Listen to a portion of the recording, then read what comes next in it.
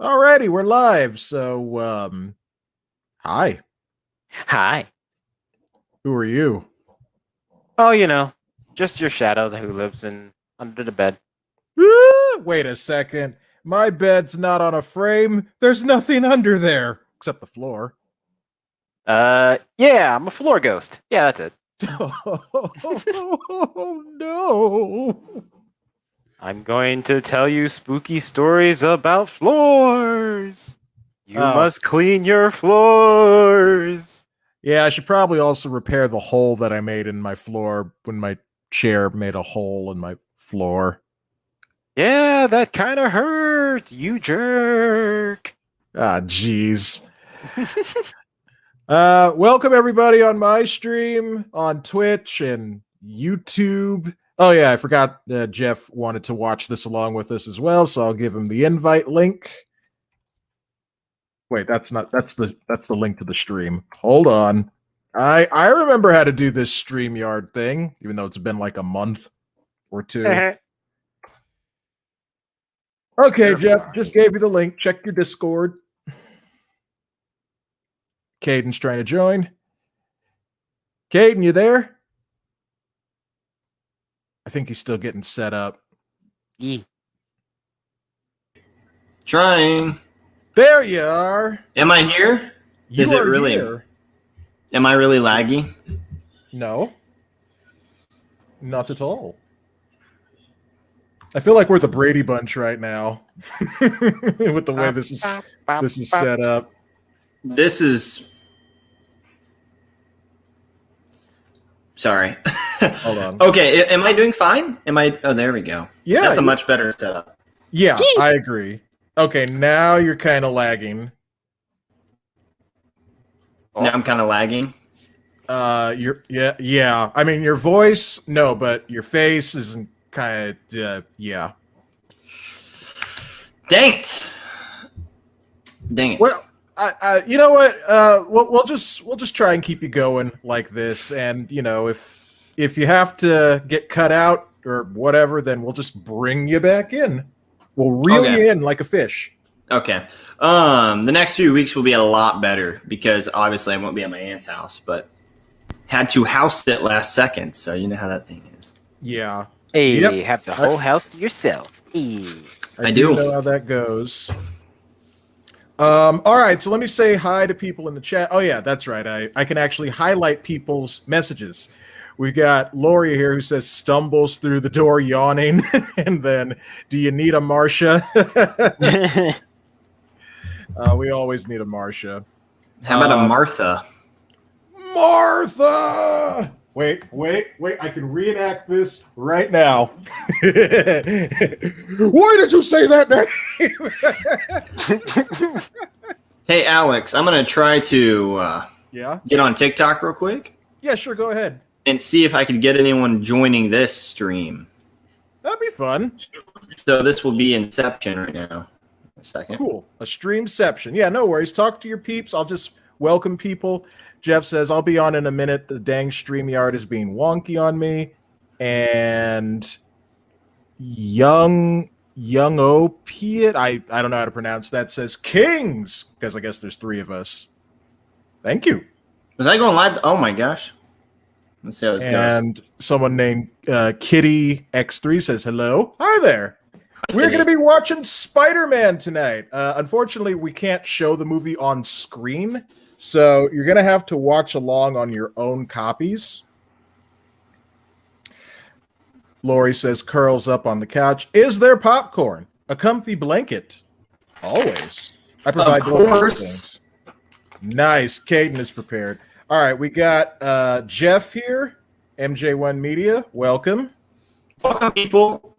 Hello. Oh, sorry, I'm gonna be talking here. Caden here is saying hello to his people on TikTok. So, people who are joining me, hey, what's going on? I'm about to do a live stream with my link is in the bio. I put the link to the stream, so if you can hear me, internet's a bit wonky right now, but totally click that and join our live stream. We're going to be watching Spider-Man, the original Sam Raimi Spider-Man film. So yep, from 2002. 2002. There we go. So if you can join me, do that. We'll see how many people we can corral in. Oh, yep, we'll see. And welcome back, my Nintendo. Good to see everybody here. So, Jeff, can you hear us? Oh, frick. We got you here, but I can't hear you. Hey. All right. Join me. I'm so sorry, Alex. I didn't know if you were done talking or not. It's okay. You're good to do your spill. Okay. But yeah, welcome everybody. So yes, we're going to be watching Spider-Man. Oh yeah, I'm looking for my box. My box set. We're going to be watching Spider-Man 1 from 2002. This is of course the trilogy box set. What's your favorite, Matt? Can you hear me now? Yes, we can hear you now. Okay. Apparently the darn StreamYard switched my mic from my microphone to the gain capture. Ah, that's not right. Nuh-uh. Definitely not right. No. Yo, what's good, guys? There we go. Getting some people in. Caden here is talking to his people on TikTok. He's got quite the following there. 53,000. 53,000. People who don't eat raw ramen are clowns. Yes, they are clowns. Anyway, all I want to say is join the live stream. I'm going to be watching the Spider-Man movie with my friend Alex. Sam Raimi's Spider-Man movie. Link in bio. You can see me on there, and I will respond to you on there. So just got to get that out of the way, and I might stream later. So see you guys later. Deuces. And may the thick be with them. Mm-hmm. Swip. Oh, yes. Kind of like that. I could do that on my right hand, but not my left. On my left hand, it's like, well, I guess I can kind of, but the fingers don't curl all the way down. All right. Sorry for the distraction, guys. We are going now. That's fine. So let me go around the table and introduce everyone, like Dr. Evil. Is everyone already in the menu of the movie, or have you put it in yet? I'm on the what is that? The oh my god, what is the logo of that other company? Columbia Pictures, yeah. Oh, okay. Well, let me get that set up. Yeah, go ahead and get to that. Dexter, the copy that I gave you just starts there. Cool. Dexter, have you seen this before?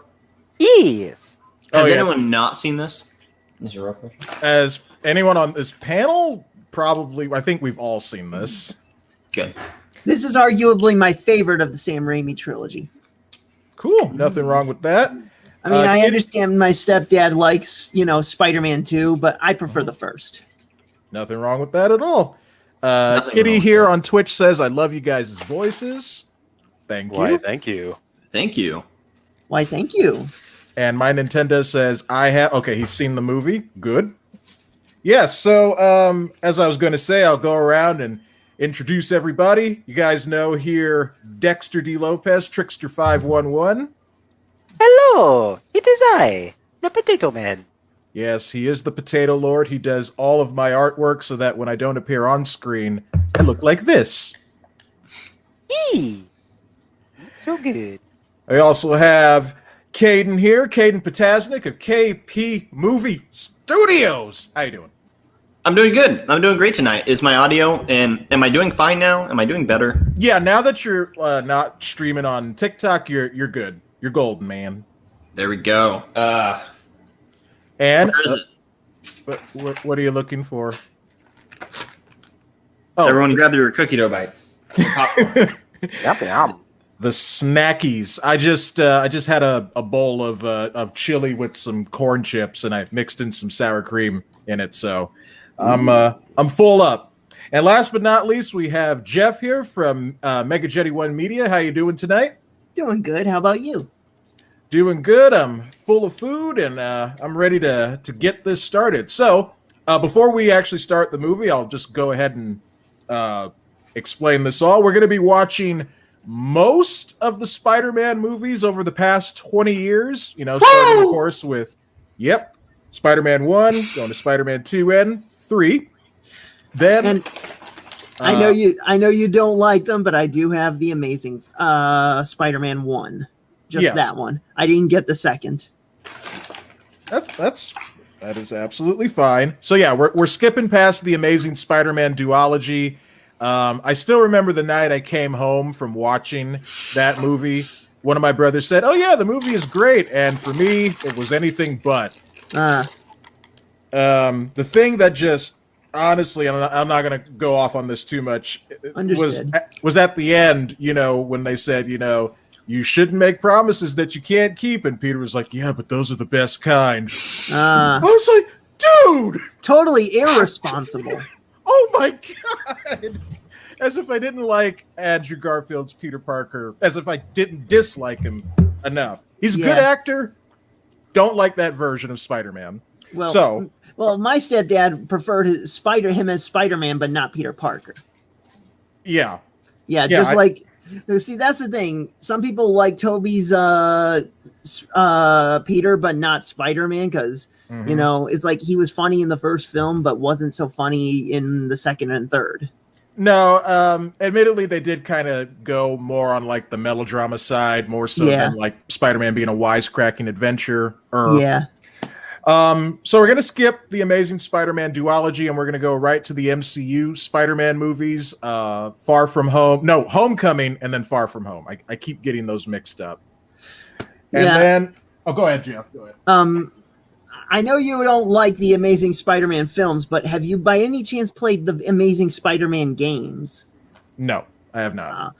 I will say the first Amazing Spider-Man game, it kind of takes, takes place right after the first film, but it's actually a very fun story in my honest opinion. So if you ever get a chance to look into it, by all means. All right, I think it's on the Wii U, so I could probably pick that up someday. I don't own the MCU Spider-Man movies, so I'm probably going to buy those digitally. But I do own the last movie on our list of movies we're going to watch, which is Into the Spider-Verse. Yee. Well, I didn't exactly get the MCU films. The only MCU Spider-Man film I have is Infinity War. Well, I guess that kind of counts. I mean, he's in it, so. Yeah. I don't get me wrong. He's great in the role as both Peter and Spider-Man. It's just, I feel like the standalone films on him, they're weaker compared to the crossover films. And there's something about that I'll talk about later as we get to those films. I don't want to get too much into the minutia of that tonight, because tonight is we'll discuss that at a later date. Yeah, tonight is all about Spider-Man 1. Yes. Kitty says, "I love the Amazing Spider-Man games." So there you go. Not awesome. alone there, Jeff. Okay. And Min says, "Hi, Min. Good to see you." All right, so go ahead, Jeff. What were you going to say? I was just going to say real quick, not spoiling anything. The first Amazing Spider-Man game, it gave me real Resident Evil vibes. You'll know what I mean when you see it. So, and that's one of the reasons why I like it. All right. Okay, well, with that out of the way, where's my remote? I'm watching this on my Blu-ray player, and I'm going to have the sound turned down so that the sound doesn't pick up on my microphone, and turn on the subtitles. Don't worry, I'm not starting the movie yet. I'm just okay. And as a forewarning, if I start to talk in a very whispery tone, that just means that my stepdad went to bed, and I'm gonna have to keep it down. Yeah, no worries at all. You're whispering sweet nothings either. Okay, so are we all ready to get this started? Yeah, I'm on the Columbia thing. The title of the studio, Columbia, is partially faded in. I'm at 11 seconds right now. Okay, so Caden, do you see the Columbia logo? I'm at 12 seconds. I see the lady just staring at me. Okay. All right, I think so. You're like a couple of seconds ahead, but that's fine. So anyway. Oh, wait. Before we start. Yeah? Sexy Dexy, how you doing tonight, buddy? Hey.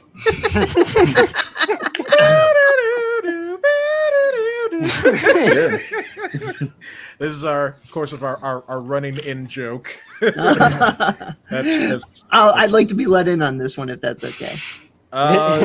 There's not much to it. It's just It just happened. it just happened. Kate Just started calling him Sexy Dexy. I like that. So there you go. Okay. All right, everyone. Let's get this going. 3, 2, 1. Here we go. Someone's got to turn down their audio because I hear the movie. Is that me? Probably. It could be. Hold on, guys. Pause. My movie refuses to play. I'm at the Wow. 30-second mark. I'm at the Marvel logo at this point. What a great! Just hold on. I'll tell you when I get there, and then we'll go from there. Because I hit the play button and nothing happened, and that's normal. Blu-ray players are a little slow sometimes, but I'm watching mine on my PS3. that's fine. I'm watching mine on my PS4. Ooh, I'm supposed Dexter has a PlayStation 5. Nope. Kind of wish, but nope. Yeah. I put it on the PS3 because that's the system that I've been doing my retro streams on lately. So figured it'd be fitting to do that. Okay. Cool. Okay, so I ejected the disc, put it back, and let's see what happens.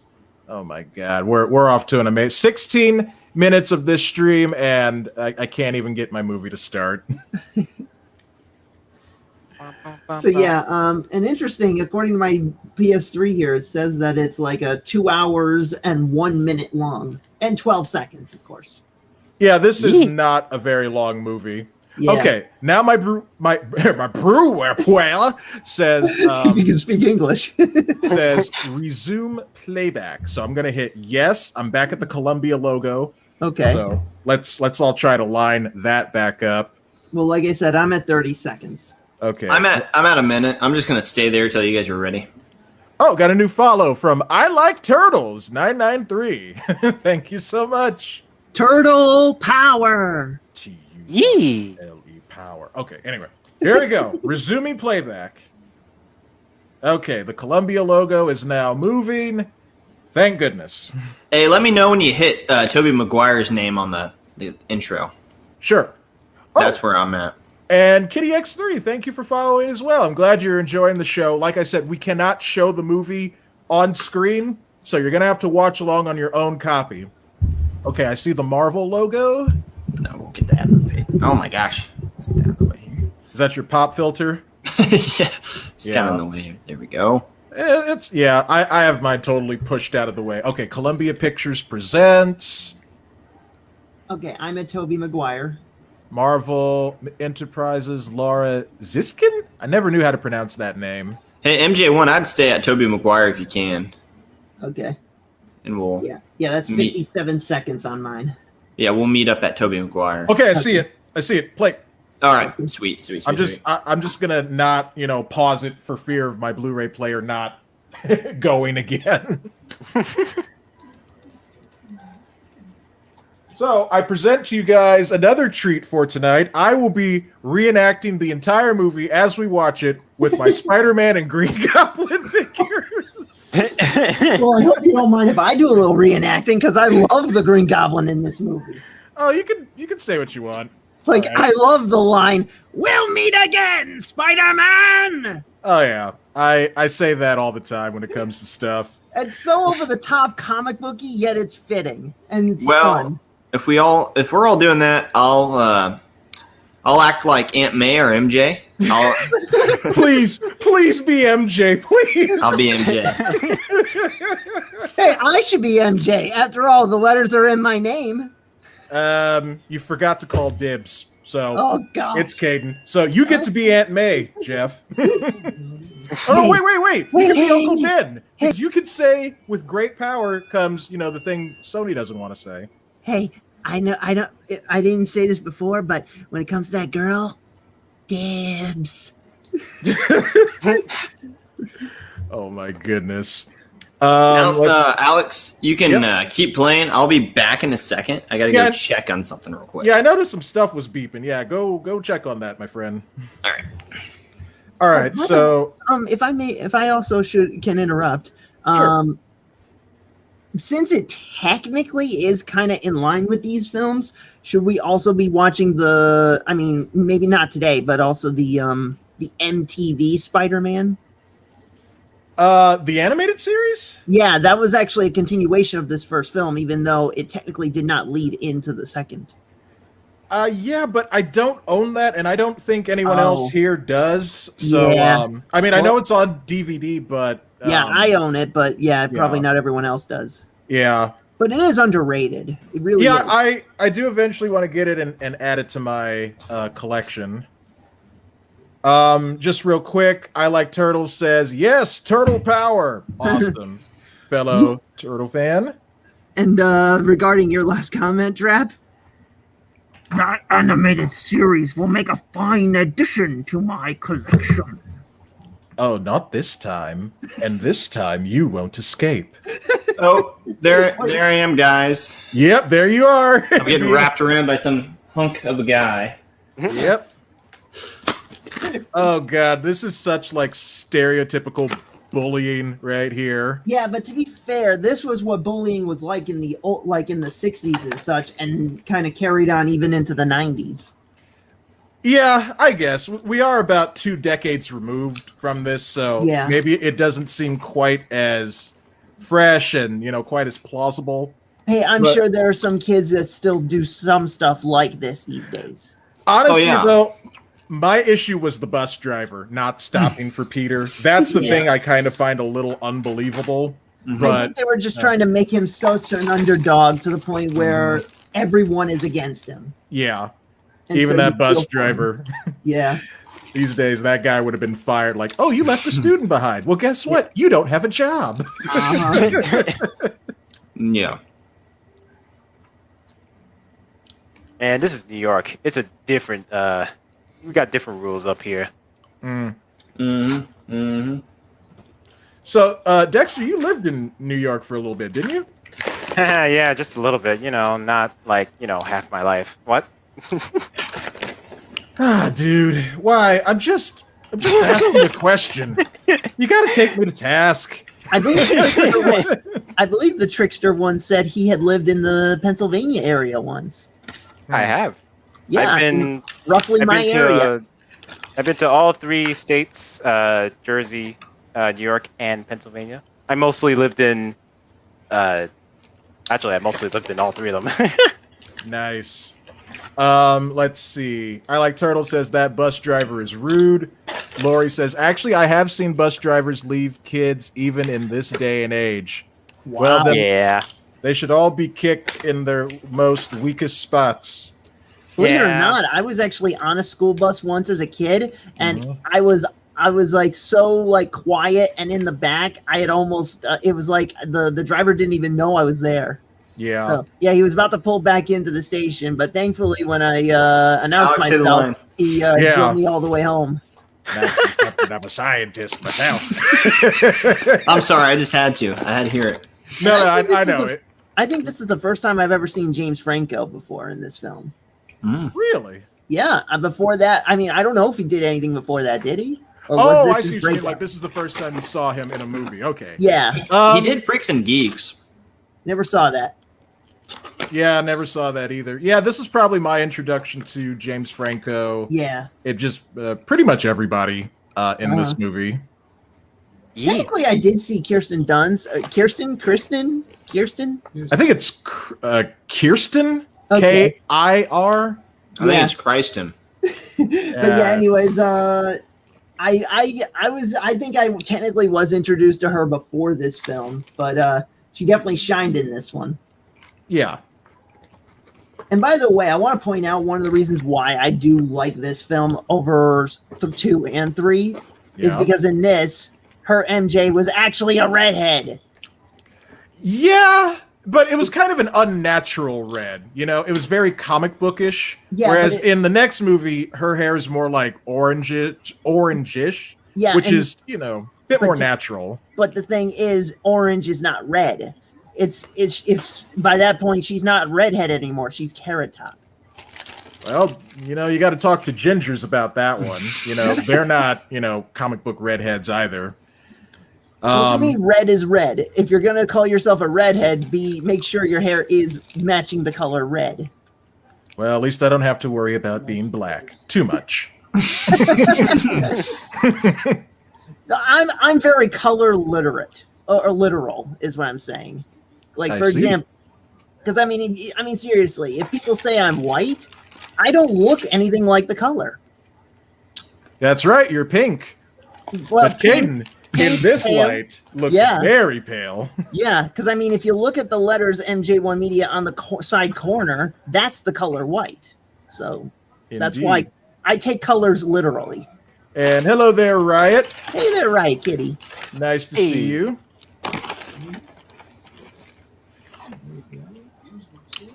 Oh, Harry, you sneaky little devil.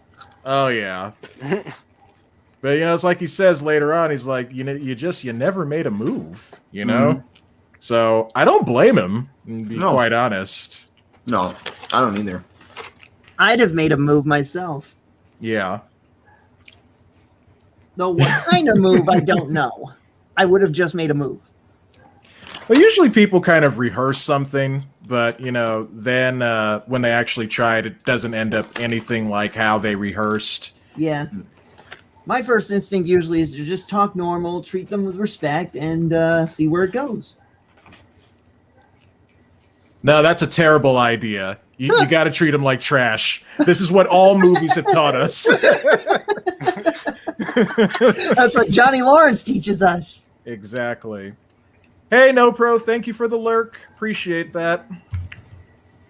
There's some stuff coming out of your mouth, No Pro. Yeah, she's vomiting rainbows. Okay. All right. All right, Lori. See you later.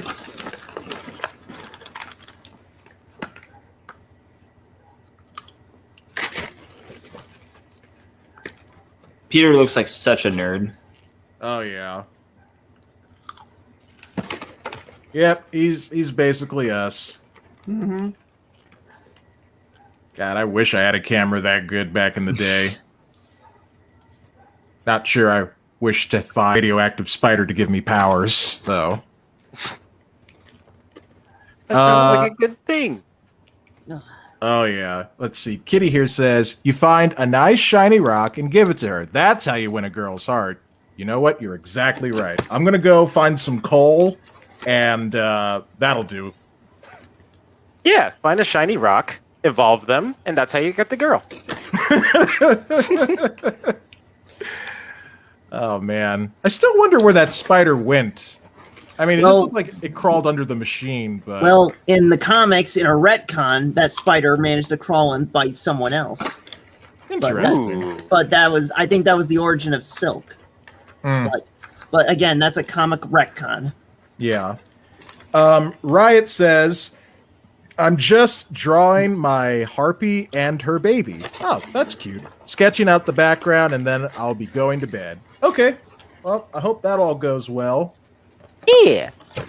Man, that guy's baldness in this shot is so on point. I'm not talking about the guy in the wheelchair. I'm talking about the guy on the glider. Like, he is super bald. Yeah.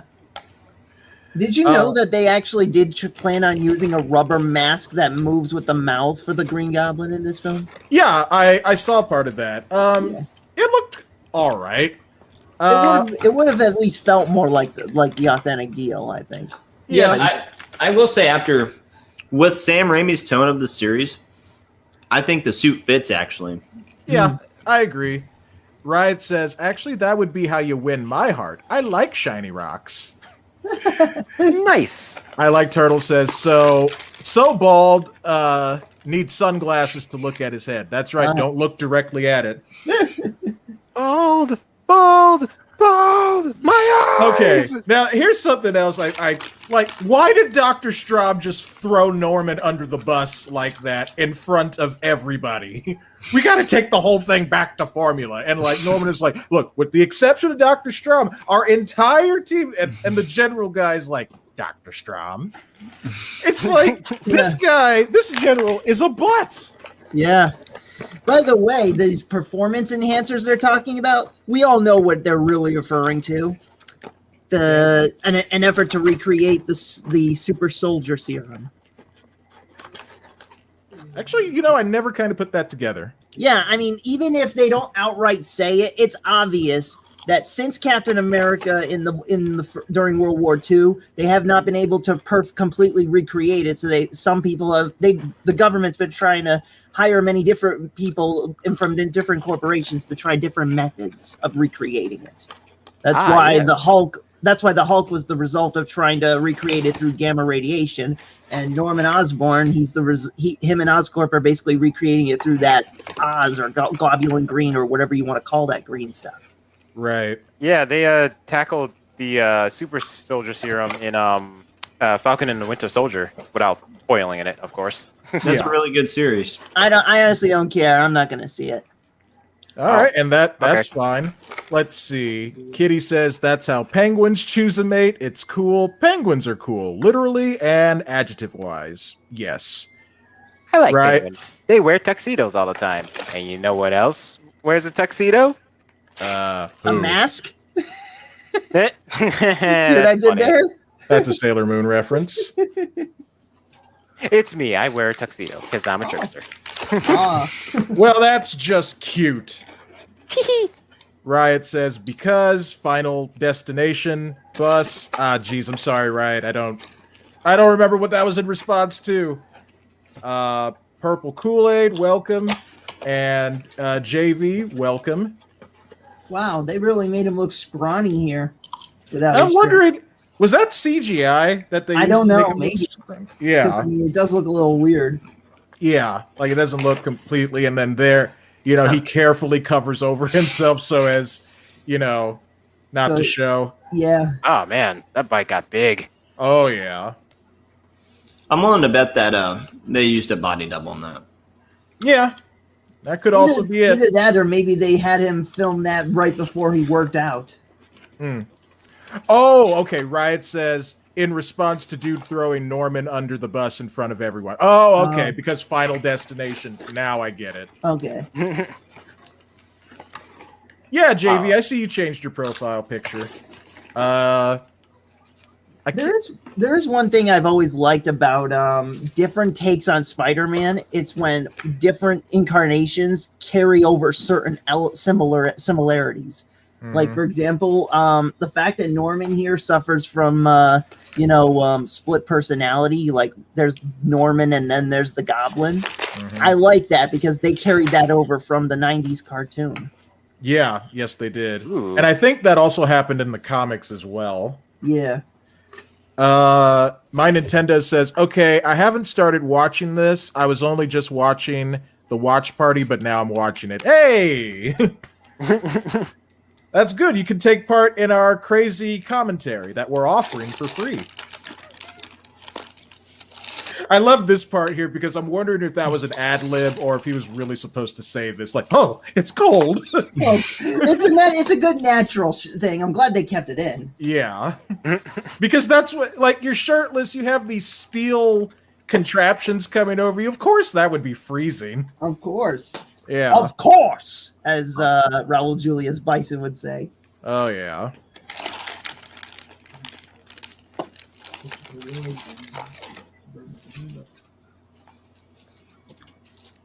Norman, this is the worst decision you've ever made. And it was at this moment Dr. Strom realized he done effed up. I actually, as Norman, like, look at that face right there. He's like, huh. It's like, that is the face of knowing you done effed up. It's like, I immediately regret this decision. Man, I'm doing a terrible job commentating because I just love this movie so much. That's fine, dude. You could just watch and, we're doing plenty of yabbing, yabba-dabba-doing, whatever you want to call it. Riot says, oh yeah. Riot says, Green Goblin is a rare exception where a live-action portrayal is my favorite. Yeah, I have to agree. Because, the first time I saw Green Goblin was, of course, in the Spider-Man animated series, and I just thought he's all right. But Willem Dafoe really, I mean, he took it over the top, but it's such a memorable over the topness that, you know, people still remember it. I mean, the villain portrayals in these movies, in this trilogy anyway, are awesome, with the exception of Eddie Brock. But Sandman, I think Sandman is so underrated. Yeah. You can tell Sandman was where Sam Raimi was really focusing on. He wanted that story. Yeah, he wanted to go classic comics, whereas the studio wanted to introduce a more recent one. Yeah, you know, it's and like I won't lie. I liked Venom. I wanted Venom because, you know, he was basically evil Spider-Man, and he not only knew his identity but had his powers, and he was stronger and could avoid spider sense, so that made him a very serious threat. I know the fans wanted Venom, and I did too.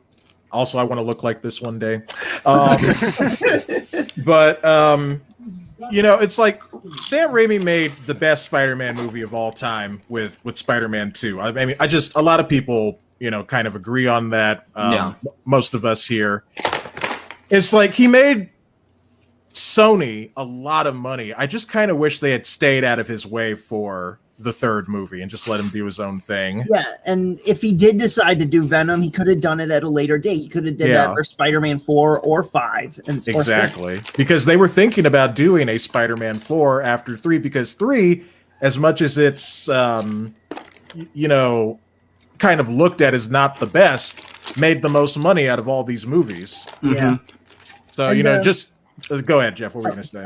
I'm actually going to bring up some Spider-Man topics, but not exactly the movies. But I want you to first finish your thing.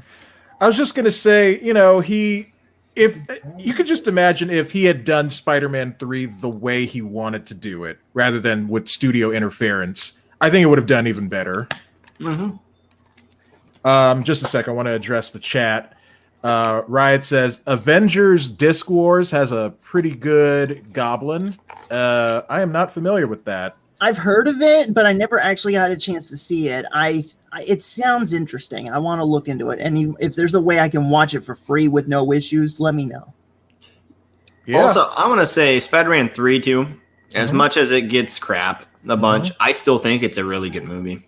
I still enjoy it. One thing I did give. Oh, sorry. I was just gonna say.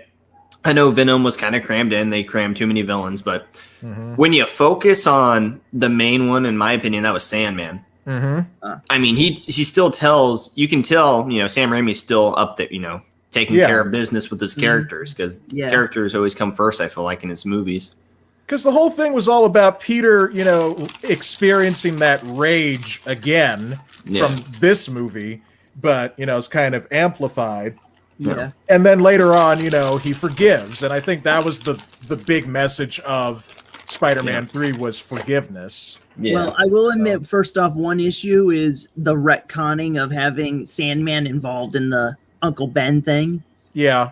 But other than that, I will say that what I liked about Spider-Man 3 was the fact that it showed how imperfect our heroes and our favorite characters in the Spider-Man mythos are, because you know, MJ, she really came off as selfish, more so in that movie. Because, I mean, you remember the scene where she got fired and then she was walking out of the place, and then all of a sudden she hears cheering. She's smiling, thinking it's for her, but then Spidey swings by and she's like, there's that look on her face showing, okay, my boyfriend is such a jerk.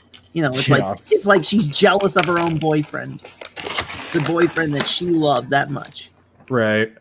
Kitty here says, Venom is spooky. He scared me.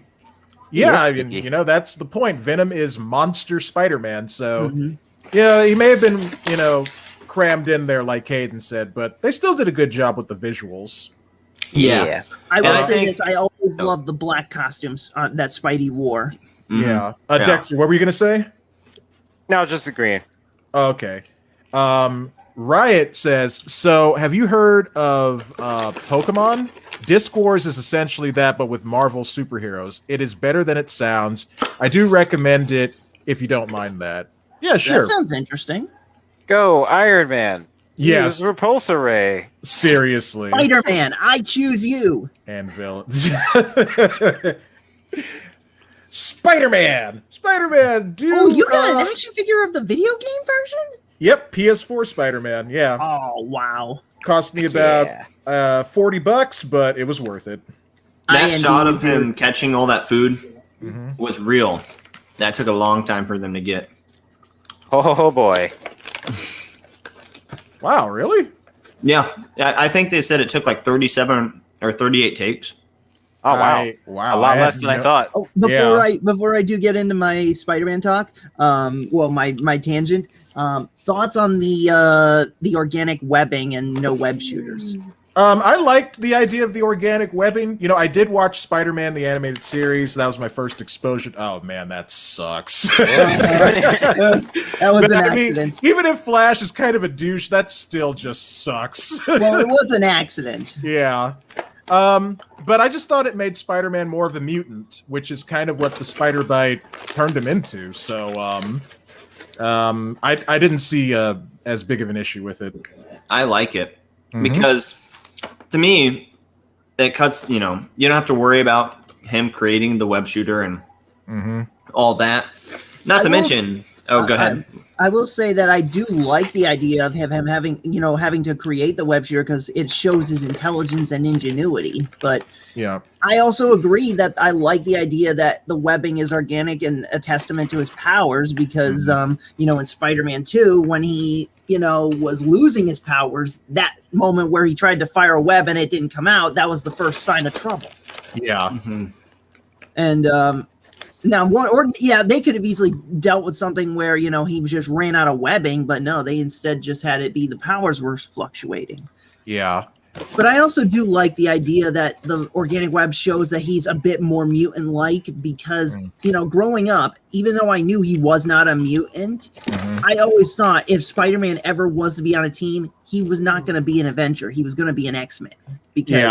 And not just because I saw the 90s episode crossover of those two, but, but like that episode, that two-parter showed, his mutation started evolving, and that's how he got the 6 arms and then eventually the spider monster, which is a very good underappreciated arc that really needs to make a comeback even in a film. Yeah, that would be kind of freaky to see. Like, then you'd have to find someone who can actually challenge Spider-Man in order to save him. Yeah, it would be weird to see Tom Holland turn into the Man Spider. Dexter, what do you think of the organic web shooters?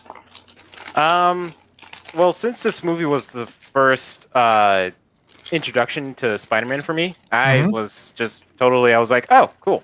So then, when the other movies changed it to him having the web shooters, I was a little bit disappointed. But then I looked into it and I was like, you know what? This actually expands his arsenal because it can't be just like shooters. It could be like web bombs or different kind of material and everything. So I guess now that I've seen all the movies, I think it kind of limits his natural web shooters. Kind of limits his ways of using it. But yeah, I'm used to it. Yeah, this shot does not hold up right here. It was all right. It was like this was the first time that they could like convincingly in air quotes, show him, crawling up a wall. But yeah, like in the Spider-Man PS4 game, he has web bombs, he has like impact webs where it can do like all sorts. He has electrified webs. Yeah. So yeah, it really shows off, like Jeff said, more of his intelligence rather than like, just his raw powers. So I understand the pros and cons of both. Yeah. Yeah. As long as they maintain the character, whether they go organic or web shooter, it don't matter. As long as they keep the consistency of the character. I think pretty much from now on you'll always see web shooters. I don't think we're ever going to get a Spider-Man incarnation on film or in cartoon where it's going to be organic. I just think this was a product of the times. Yeah.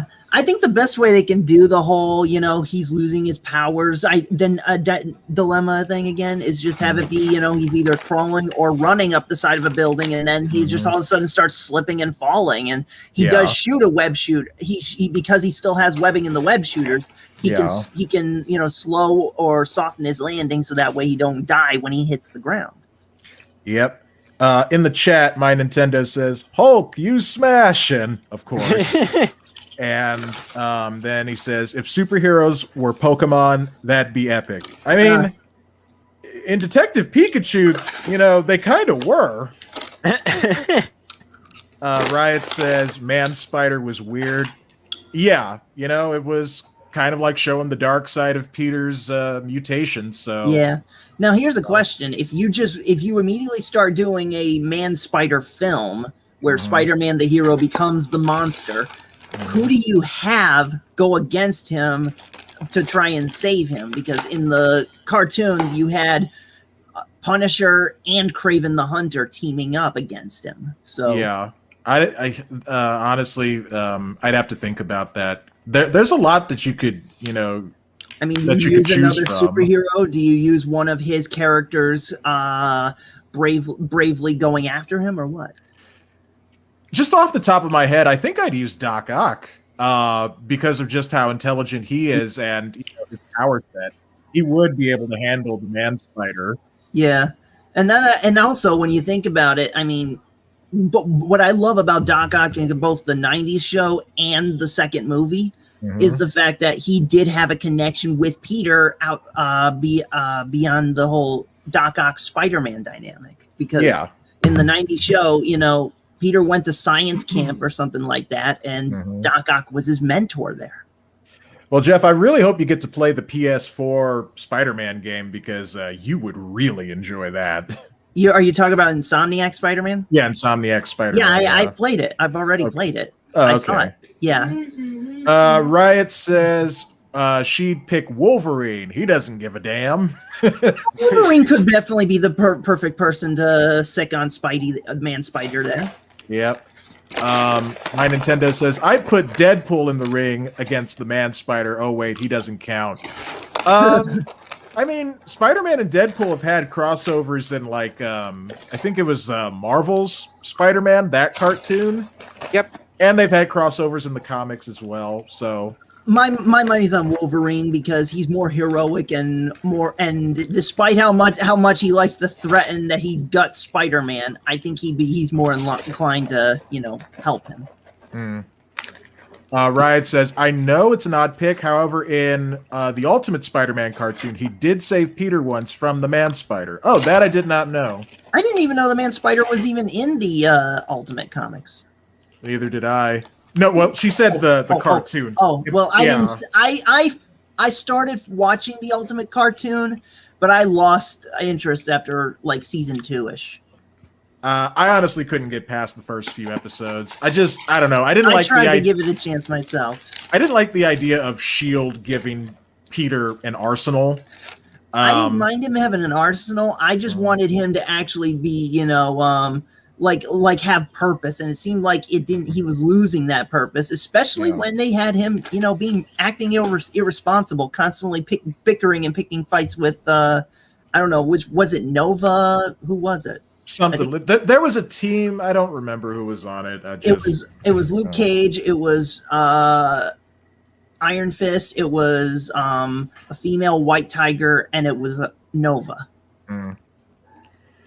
But yeah, I much preferred the Spectacular Spider-Man. I just thought that was a much better series. I will say I love Spectacular Spider-Man, but I'm still biased towards the '90s show. That one gave us the crossover of X-Men and Spider-Man. That they had Fantastic Four, they had Iron Man. That was like the Marvel Cinematic Universe before there was one. Exactly. And that's why, as much as I do love the Avengers, if anyone dares says the Avengers are the best superhero team, I'm going to put the 90s X-Men image with the words "ahem" on it. Yeah. Riot says, not Luke Cage, Power Man, Nova, Iron Fist, and White Tiger. Luke Cage is Power Man. Oh, yeah. Is it Luke Cage Power? Yeah. All right, here we go. We're getting to the best part of the movie. The montage. We get to the wrestling match. I mean, we're almost there. Yeah. By the way, I think now I think I could start the tangent a little. One of the things I think it was fitting because the last few nights I've been streaming my Spider-Man Shattered Dimensions on PS3, and now I'm watching Spider-Man the movie. Last night, I fought against Sandman, and as much as I think I like Sandman for being a classic character, I feel like Hydro Man is underappreciated and deserves a comeback. Yeah, I only saw him in the '90s cartoon, so and that is also another thing I love about the '90s show. One of the villains actually had a connection to MJ. You know, Hydro Man was her jerk of an ex. So, and I think that should definitely carry over into comics and everything else. Yeah, some of the villains should have more of a connection to like some of the side characters. Though I can't understand someone coming after Aunt May. Like, Aunt May, you didn't bake me that apple pie one day. Now I'm gonna kill you. I will say, it's good that there are some villains that have a connection to Peter, but it is interesting if some of them also have connections to the supporting cast. Like I said, Hydro Man with MJ. Yeah. What was it? Who had that connection to J. Jonah Jameson? Wasn't it Scorpion? Scorpion, yeah. Yeah, Scorpion was created by J. That's the one thing, as much as we all love J. Jonah, the one thing J. Jonah is guilty of is in his determination to nail Spider-Man, he created the Scorpion. Yep. Isn't J. Jonah Jameson's son, though? Isn't he a villain? Well, that's yes and no. On a few occasions, he's a villain. Other times, he's just going through some weird experience and needs saving. Yeah. And so, yeah, like initially, J. Jonah Jameson's son, John, he was once trying to be a superhero called Captain Jupiter or Colonel Jupiter. I think, Trapp, you remember they did an episode of that in Spectacular Spider-Man? Oh, you know what? I have not gotten to that part yet. I stopped at the Electro episode, and then I kind of forgot to finish the series. Oh, yeah. John Jameson did in the show something he did in the comics. He wore a suit and was called Colonel Jupiter.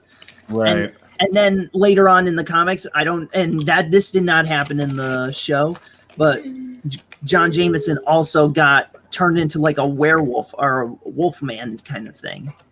Oh, wow. Yeah. Riot says, Mary Jane was Carnage in the Ultimate Spider-Man cartoon. That was pretty interesting. Oh, yeah. Wow. I remember that. But that was, in the end, another thing, it wasn't the, spoiler alert, it was not Green Goblin who killed Gwen Stacy in the Ultimate Comics. It was Carnage. Wow, they brought They brought Carnage on early. Earlier, I suppose. Wait a second. We got to listen to this.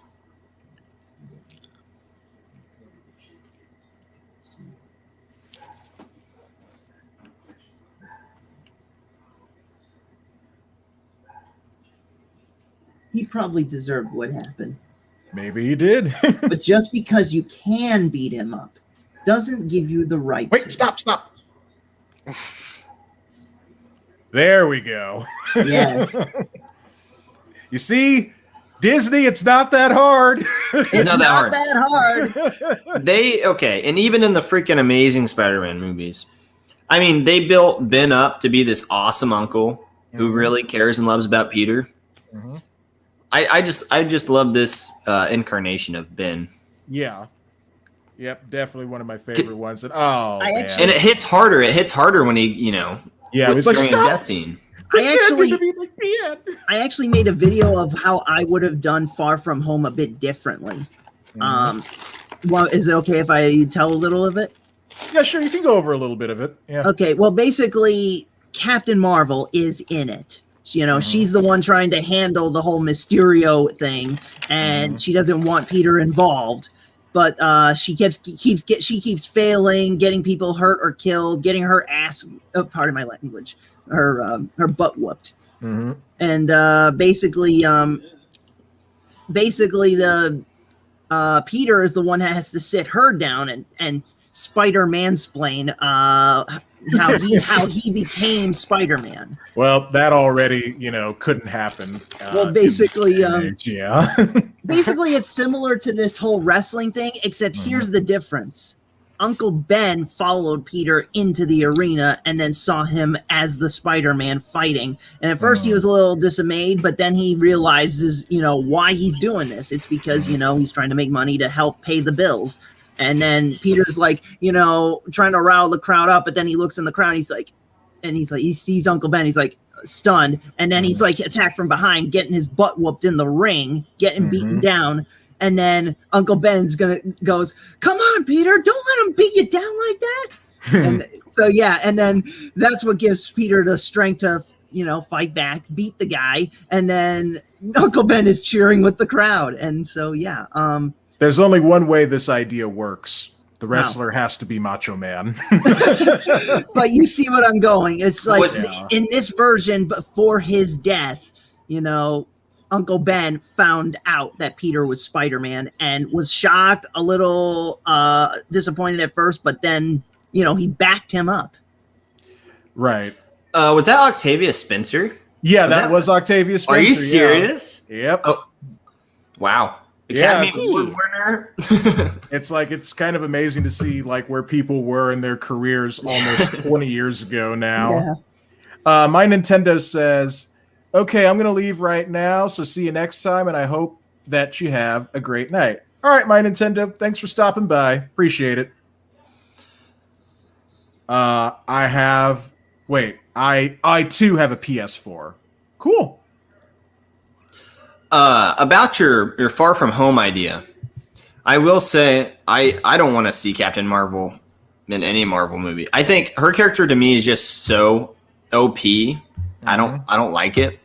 Yeah, I know the feeling. I think they should have just gone with Ms. Marvel. Yeah, I could see that. And not Kamala Khan. I got the two confused. Not politics. I just got the names confused. No, I'm wondering if these women here are like also like wrestlers, female wrestlers here from like the 90s, 2000s era. Because they just seem to like really fit into like the role of like manager, antagonist. Yeah, I love this scene so much. The 3 minutes of playtime. This is where we see the humor of Tobey Maguire's Spider-Man. It's just, like I said, it's sad that after this movie the humor died down. Jay-Z Kitty, welcome. She says, "Hope you boys have fun. Going to be lurking. No problem. Thank you for the lurk. Appreciate it." Love it. Hey, Freak Show. Going nowhere. Going nowhere. I got you for 3 minutes. 3 minutes of playtime. That's a cute outfit. Yeah. Did your husband make it for you? And I love like the culturally sensitive Bonesaw. Like, yeah, we did. And we're in a committed relationship. Ooh, yeah.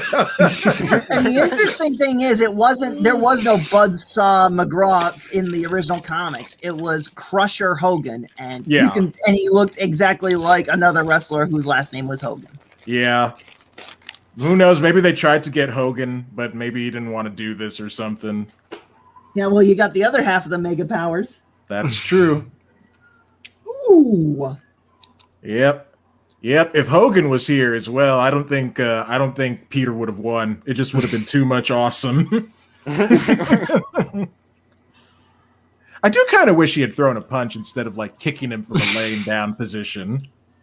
Yeah, and that's another issue with the 90s show. As much as I love the 90s show, it was heavily censored because you didn't see Spider-Man throw a punch. He just kicked and such. He couldn't throw a punch. Like, maybe if it was a robot or something. But yeah.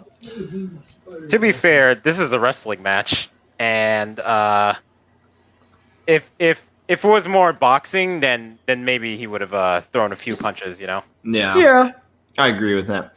What was McGuire's name for it? One thing that's never sat right with me with the Sam Raimi trilogy, and even as a kid, as I watched it, I was like, what the flip? This doesn't make any sense. It's how he gets the suit.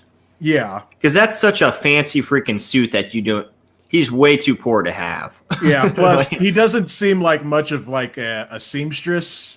No. You know, like I don't even know where he got that shirt. Like maybe he can't. Go ahead, Caden.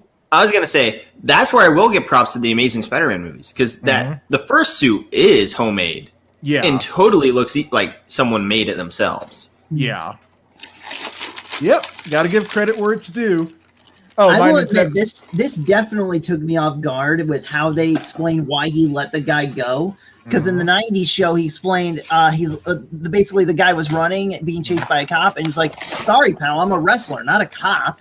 Yeah, you know, he figured why should he get involved? But this was a more interesting take on why he let the guy go. Yeah, it shows that, you know, a selfish decision can have disastrous consequences. Hey, look, it's Kevin James. Right. Oh, wow. My Nintendo, hey, welcome. Not well, but thank you for still being here. Says, what about John Cena? I mean, if they did like another Spider-Man reboot, which, you know, will probably happen someday. They could get John Cena for that. They could. But back then in 2000, John Cena was a nobody. No, he was there. You guys just couldn't see him. Well, I can't argue with that. Flawless logic. By the way, interesting thing. Guess who did what wrestler did the Slim Jim commercials after Randy Macho Man? Who? Edge. Oh, nice. Yeah, he's like, snap into a Slim Jim. Now eat it and beat it. Ah. I like that. Yep, not bad. Oh, God, I have to admit, this made me cry manly teenage tears of sorrow. Yeah. I was a little kid, so I had no feelings. You're just like, wow! I was just silent when I saw this. Yeah, I was, let's see, this was 2002, so I was 16 when this came out. So, yeah, I was crying manly teenage tears of sorrow. I was 3, so I was not watching this movie. I was. I didn't cry manly tears until a year later when I saw Return of the King. Oh, yeah. Yep.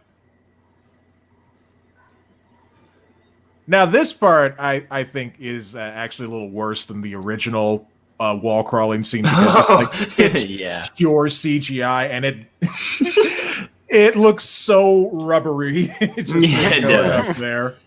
Yeah, you know what? I'll give you that. That's for sure. Yeah. Yeah, because I mean, at least the other one, they used practical effects. This one was CG. Yeah, that is totally. I mean, but you know, they kind of had to. I get it. It's too intense. It's too quick.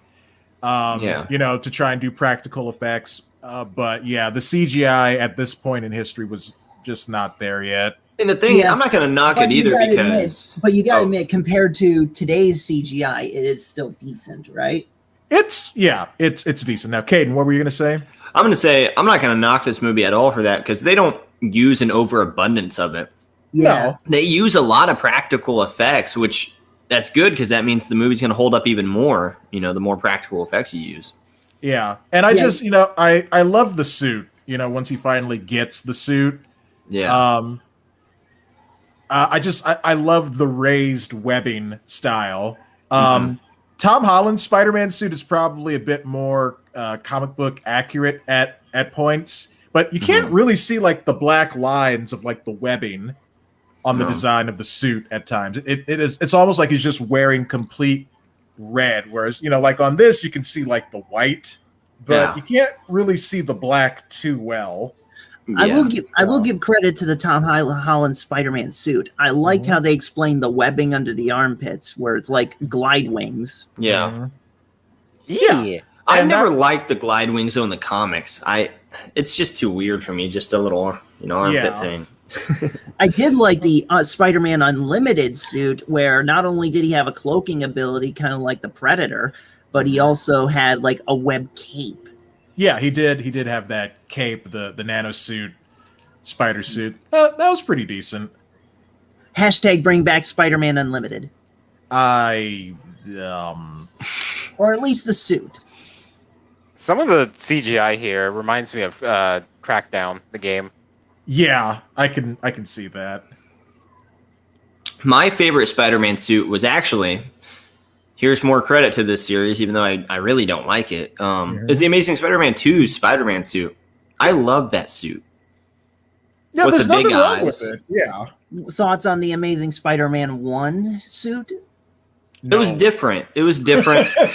I'm not. It's definitely not my favorite, but I do like that it seems like a teenager would make it. I mean, it does. It seems like a teenager could make that suit, and so it's a little more realistic. But I don't like the style compared to other suits. Maybe I might like the suit a bit better if I like the tone of the movie and the style. I think the movie, the tone of the Amazing, at least the first one, was meant to be the same as the tone in this scene. But too much. Yeah, too much. Yeah, too much Dark Knight-like. Yeah. It's like, we're going to Batman begin Spider-Man, and it's just like, Spider-Man is not Batman. Uh-huh. For the love of God, not everything needs to be Batman. Yeah. Just because the Dark Knight worked doesn't mean we need to do it for every movie. Yeah. Yeah. I mean, I did seem to almost interested in a Dark Knight style Superman, but I thought that was just in terms of tone, not in terms of attitude of the character. Yeah. Well, that's the end of this guy. By the way, this guy actually has a name in the video game tie-in to this film. I was actually go ahead, Jeff. Go ahead. The name is Spike. Spike. Yeah, because I was about to say we never even knew his name, but there you go. His name is Spike. Yeah. His name is Mistake. Oh. By the way, I don't know if this is canon in the comics, but I think they said they never really told us who the identity of the actual burglar who killed Uncle Ben was. It's like they in one version they said this person, in another version they said a different version, Yeah, it kind of changes, like, who kills the Waynes, Yeah. In Batman 89 it was Jack Napier, and well, I actually read the novel for the 89 film. Mm-hmm. Jack Napier was there with Joe Chill. Joe Chill was like his partner at that time, and it was basically Joe Chill who grabbed the pearls. But it was Jack Napier that pulled the trigger. Yeah, and then I believe it was always meant to be Joe Chill. I think that's how it was in the comic. But they changed it in Batman 89. With some differences, and then in Gotham, I don't remember who it was. In the Gotham TV series. Yeah. And then they changed it again for Batman v Superman. I like the episode of Batman Brave and the Bold, where he goes to the guy who ordered the death of the Waynes, and then gets the name of the actual shooter, and then he unmasks himself intending to kill him, but it doesn't go the way he had hoped. Okay, I have to say this exosuit looks like balls. You know what that exosuit almost reminds me of? What's that? There in the 90s, there was a you remember the Spider Slayers, right? Yes. Robots designed to kill Spider-Man? Yes, I remember them, yeah. Yeah, well, one of them was designed like a xenomorph, and that exosuit kind of reminded me of that xenomorph style Spider Slayer. Yeah. Yeah, in some aspects, yeah. But it's just version. It's a big tube with like arms and legs. It just honestly, the glider looks cooler. Yeah. Fun fact: you notice how they said chess? Mm-hmm. I was a chess player and have tons of medals from chess tournaments. Awesome. Holy smokes! Ooh, Caden, you must teach me the ways of the chess. Dude, I love chess. Chess is so fun. It is fun. I suck at it, but it's fun. Caden, you must teach me how to play chess so I can defeat Dexter. I don't suck set you up, that man. Much. I will defeat you, Dexter. I like to see you try. Won't be able to defeat you tomorrow in Mario Kart, but I'll defeat you somehow. just like Sasuke. Norman likes Peter more than he likes Harry. Yep. Peter, if you never need a father, don't just give me a call. I'm always here. Mr. Norman, sir, don't you already have a son? No, I don't even know him. Now, never mention him again.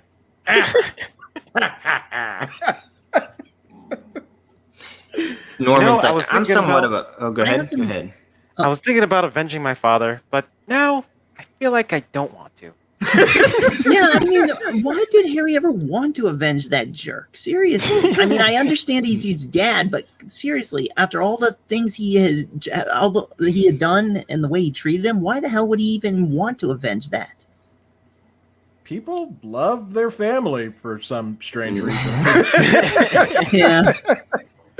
I will say this, what would have been interesting, or what would make an interesting alternative take on Spider-Man, sort of based on these films, is a take where, Harry is told his father is the Goblin while his father is still alive, and so he starts secretly undermining his father under his father's nose.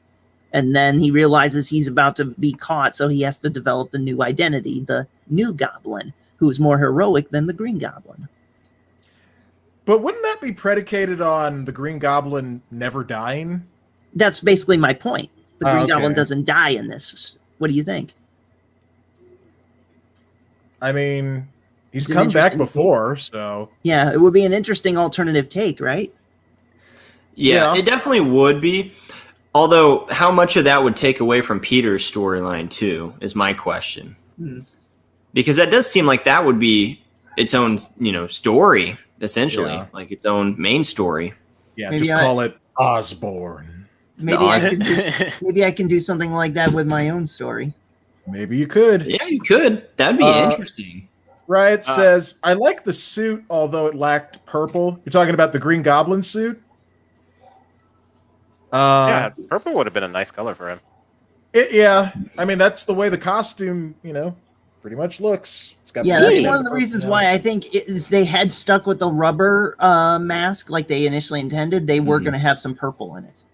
Yeah, I really like that purple mask. Like, I saw the original, like I'm guessing all of you have, and it looks really good. I guess because I grew up on the Sam Raimi trilogy first, kind of like Dexter here, Sexy Dexy. Sexy Dexy. That's what I was accustomed to before I started reading some of the comics. So I'm just starting to get into the Spider-Man comics. There's a lot of stuff out there to read, a lot of good stuff. So, but I'll eventually get around to it. Oh, during the montage here, one of the scenes that was cut was the fact that Spidey caught a helicopter of bank robbers in the spider web between the two towers. Yeah, that was like the first commercial for this movie. So I know why they didn't. It's just kind of a shame that it's not. In the one shot, you can still catch the glimpse of the two towers in the lens. Yeah. Paul, let me catch up on the chat here. Riot has a bunch of comments. She says, "Take the wand, Harry, and shove it up your butthole." And then anger triumphs logic. Yeah, at times. I love that lady right there. Yeah. He has a tight little. The one before her, the one that said "guy with 8 hands sounds hot." That was Xena. Yeah, that was Lucy Lawless. Yeah, just a. I don't know if they put a bald cap on Lucy Lawless, but that was her. There was the shot where you saw the glimpse of the trade centers in his lens. J.K. Simmons is a masterclass actor. Oh yeah, that guy's fantastic. Yeah, J.K. Simmons is JJ. Yeah, he is. Yeah. But before that, before him, guess who really wanted to play J. Jonah? Who? Stan Lee. Oh yeah, I heard about that. That I could totally see that. That'd be fun. Yeah, would have been the ultimate role. Yes, it would. Yeah. Riot says, your family kind of makes you who you are. So while Norman wasn't the best father, losing a parent is the single most stressful thing a child can go through. It's like losing a piece of yourself. Yeah. I can see that, especially Harry. It's not like they were separated. They still lived in the same house, Mm-hmm. That was his parent. So, yeah, he's not a very good dad, but, that's still a piece of him. Yes, indeed. Now, he says here, Eddie's been on him for weeks. Is he referring to Eddie Brock? If so, then they must have retconned it. Yeah, I think that was a retcon because Eddie Brock was he was competing for a job with the Bugle, wasn't he? Yeah. I mean, you could also say that he had a job, he was Then lost it, fired, and then he just came back. Or, Yeah. Or you could say that was a different Eddie. True. Could have been a different Eddie. It's a big city, man. Yeah, it is. It's New York. Big city, small world. I don't get why they say Kirsten Dunst is ugly. Like, I no, she is no ugly. I don't understand, people who keep saying like she is, look, people get older and, you can say what you want to say about her nowadays, but, back here in 2002, I thought she looked great. And this is another reason why I do kind of like this one the most, because this is where she was at her best. And what were we going to say, Caden? Oh, I personally find her attractive. That's all I was going to say. So there you go. There we go. I think she's a good MJ. I think so too. Yeah. Maybe she didn't get the best storyline for part 3. I thought in part 2, it was fine. She was going to marry someone else because her relationship with Peter was on the fritz. Yeah. But yeah, I thought her character was fine in the first and second movie. It was basically what I knew of MJ at the time. And yeah, like Well, like I said, the one reason I like Spider-Man 3 is the fact that we see the dark side of all characters, not just, Harry, not just Peter, but also even MJ. We know that she has a bit of a, she wants the stardom. And when she sees the stardom going to someone else, even if it's her own boyfriend, she's going to get angry and jealous. I agree with your points here, too. I will say in her defense in Spider-Man 3, her boyfriend was kissing a whole nother girl. That's true, too, yeah. And didn't he kind of physically hit her at one point in that movie? To be fair, that incident happened later on and when he was under the influence. And that is true. Yeah, and that was after they had broken up as well, wasn't it? Yeah. Oh, so yeah, that is true. I'm not saying she deserves to be hit because contextually, I'm just saying that's when it happened in the movie. Yeah. Do I have to cancel you? You can't cancel me. I quit Twitter. Spider-Man spoiled again. Spider-Man canceled Deadpool last night in my game. Oh, man. Yeah, you can do that. Yeah, Dexter, I think we need to set up a GoFundMe to cancel Trapp here.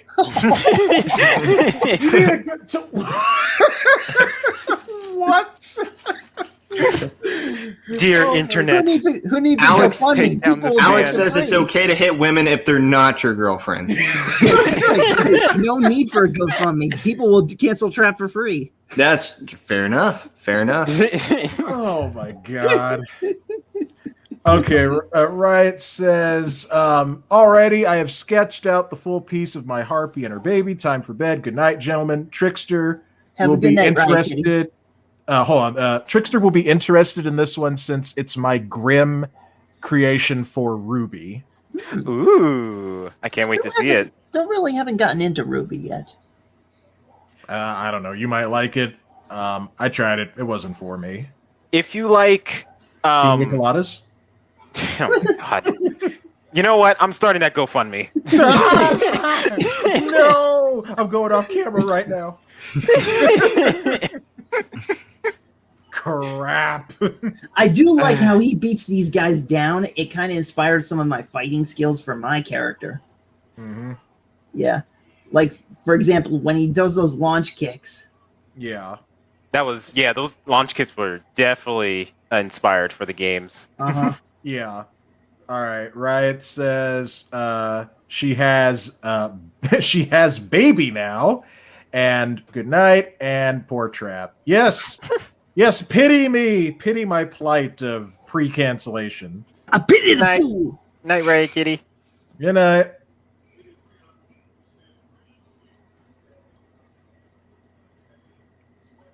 Dang, if that's a standard freelance fee, I should get a camera. Yeah, go take pictures of potatoes. Yes, all the great potatoes. And all the ways they can be cooked. Is that your doorbell, Caden? Or something? I have no idea what that is. That is quite loud. That is kind of sounds like a one of those alarm clocks. Yeah. It could be an alarm clock. I don't know. It's kind of creepy though. Yep. Like I'm in the country by myself, and it's like 11 at night. Oh no!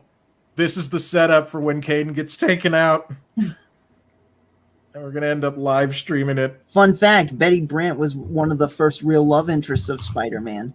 Yes. I mean, after Liz Allen, Liz Allen was like his high school crush, but Betty was his first real love interest. But I think the reason that the comics undid that was because it was too much like Superman and Lois. Yeah, reporter or in a news kind of setting. So yeah. What about Jessica Jones? Didn't Jessica had a crush on Peter? Yeah, in the comics, she had a crush on him in high school, but he inadvertently said the wrong thing, and she got all upset without taking a moment to understand why he said it, and she didn't talk to him for over a decade or so, and such. So. Oh boy, classic Jessica. Yeah.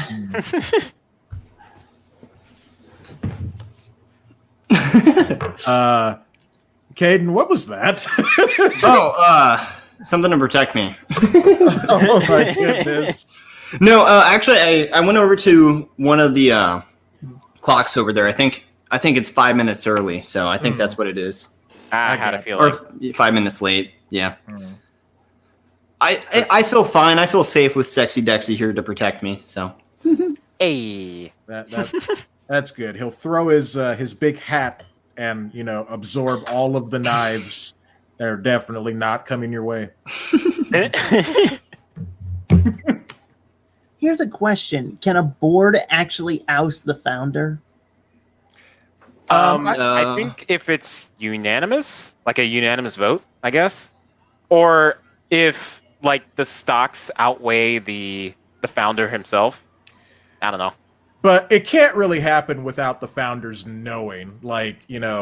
They can try and go behind his back, but he's still in charge up until that point. It has to be something that everybody kind of agrees on rather than you're out.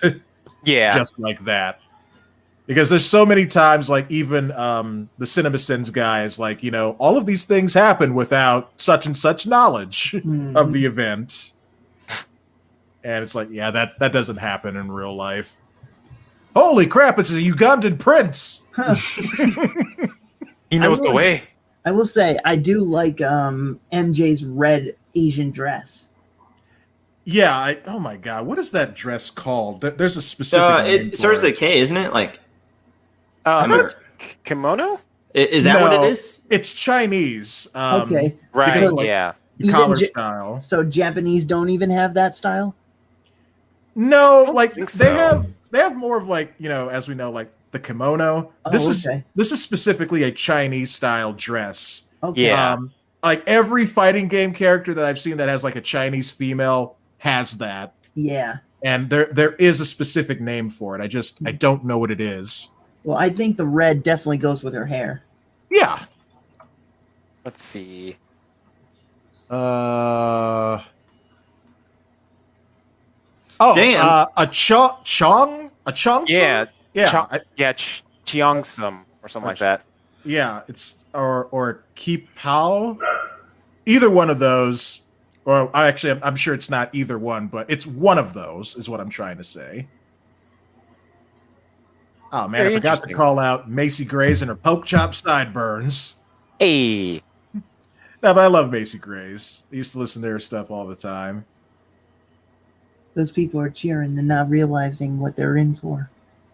That's usually how it starts. Happened in Jurassic Park. That was your father. If only he knew. You'll figure it out in the third movie. At the very end. There should have been a Pikachu balloon there. This was 2000 or 1999 when they filmed this, so Pokemon was a thing. What exactly are they celebrating here? It's some festival for that I think Oscorp hosts. I think it was supposed to be the Thanksgiving parade. Yeah, that's what I thought it was. Yeah. Because remember they're fighting or whatever, and then it's Thanksgiving. Yeah, that's true. Yeah. So I'm guessing it's a Macy. Is that right? Macy's. Do they hold the parade before Thanksgiving? I don't know. Classic Superman shot. Yep, classic Superman. Yeah, I think they've even said like, yeah, that was pretty much, taken from Superman. Insomniac Spider-Man actually made a Superman reference. Those bits where Spidey has to stop those high-speeding cars. One of the shots has it where he jumps right on the road in front of the car, grips it by the front, and then lifts it off the ground. Nice. Kind of like Action Comics #1. That was a cheesy shot of the skeletons. Yeah, it was. But I guess it was to show, oh my god, I hate this kid. I freaking hate this kid. What an idiot. He deserves for that to fall on him. Yes. It's like, no, Spidey, don't save him. Please, don't even waste your time. He was like, I accept my fate. It's like a deer in the headlights kind of thing. Yeah. Like, waiting for it to happen. Yep. Spider-Man should have just, been like, oh, well, I can't do anything. I'm too high up here. Oh. Okay, Dang. That guy is dead. That street light fell right on his head. He is super dead. Dang, Norman's got some cake. Caden, you really totally are. That really takes the cake. Oh, God. As if I don't have to deal with enough puns as it is. Yeah, I'm looking at these balloons. I think it's like some kind of world appreciation parade or something. Yeah. Yeah, because the kangaroo would be Australia. That would make sense, especially with, MJ wearing her Chinese style dress, Yeah. Yep. Yeah. And thank God this is before Twitter, so, people can actually, appreciate other people's cultures. Yes. Bingo. I appreciate other cultures. That's one of the reasons why my character that I'm doing is Japanese American. I'm a Caucasian dude with an appreciation for the Japanese culture. Oh, here it is. Here's your line. Hey. Spider-Man.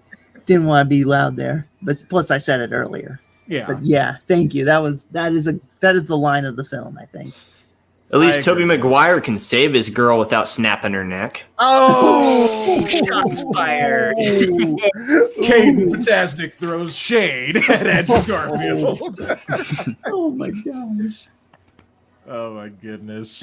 Hey, cut Andrew a break. Yeah. Get it? Give him a break. Well, I think he'd be giving Emma Stone a break. He definitely gave her a break from life. Yep. Oh, man. Well, in the comics, it actually was like a snap of the neck, so the break thing, Yeah. But, and apparently in the movie, they made it to where the whiplash instead caused her to bonk her head off the concrete. Yeah. Yeah. It was like a second too late. Yeah. You know who I am. I'm the Terminator. Could you imagine Arnie swinging around? Hey, Spider-Man versus Terminator. Go. In a straight-up fight, I think... I mean, he is pretty strong. Wait, who are you talking about fighting? Spider-Man versus, like, the T-800 Terminator. Oh, Spider-Man is freaking strong as crap. Yeah, I gotta give it to Spider-Man. He can lift cars and stuff. But the Terminator is made of advanced future metal not invented yet, hyper alloy. Spider-Man may not be able to, like, punch him to death, but he would be able to, like, use his smarts to be like, okay, I can, use my webbing or momentum or whatever it is and have him be crushed to death. I got some facts for you guys. Okay. And I remember reading this. Spider-Man's way stronger than people think because they never really show it. But the mainstream Spider-Man on Earth 616 is generally described as being able to press lift a whopping 10 tons or 20,000 pounds. Nice. Dang. What's the equivalent of that? 10 tons? Like, well, what weighs 10 tons? Well, I don't know. What does? 10 cars? Spider-Man. Well, a car at most weighs 2, maybe 3 tons. Okay, so Captain America? Yeah. Spider-Man is 25 times stronger than Captain America. Jeez. Well, see, here's the thing. I do remember the episode of the Black Symbiote Saga from the 90s cartoon. And while he was wearing the black suit, he lifted a truck up over his head. And he's like, I remember I used to have difficulty lifting up a car. Yeah, Volkswagen. So, yeah. So, yeah, that's why I feel like Spider-Man is strong, but he only is stronger when pushed to limitations like that. Yeah. If this be my destiny scene where he's lifting that debris off his shoulders while underwater. Well, I think if, a Terminator is going around killing people, threatening, especially like his girlfriend of of this issue, pick your Mary choice. Jane Watson. Yeah. Mary Jane Watson, I've come back to terminate you. Spidey would be like, oh, heck no. And yeah, I think Arnie's done. I think he would have a much tougher time against a T-1000, okay. A liquid metal in it. Yeah. Yeah. Yeah.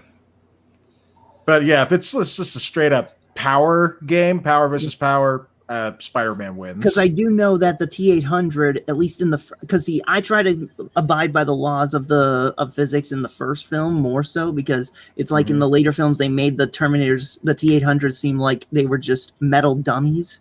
But in the first film, it took a bench. It took not a bench. It took like hydraulic press just to crush that thing to death. Yeah. So I just don't know if Spider-Man has that kind of strength. If you go the whole, he could have a hard time lifting a Volkswagen power level.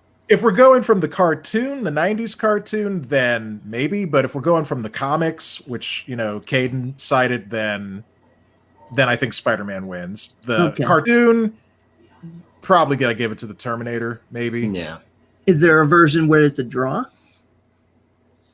Maybe the movies. Maybe the, yeah, I was going to say that. Yeah. Okay. Okay, and here Willem Dafoe did the whole talking to yourself thing way before Andy Serkis did.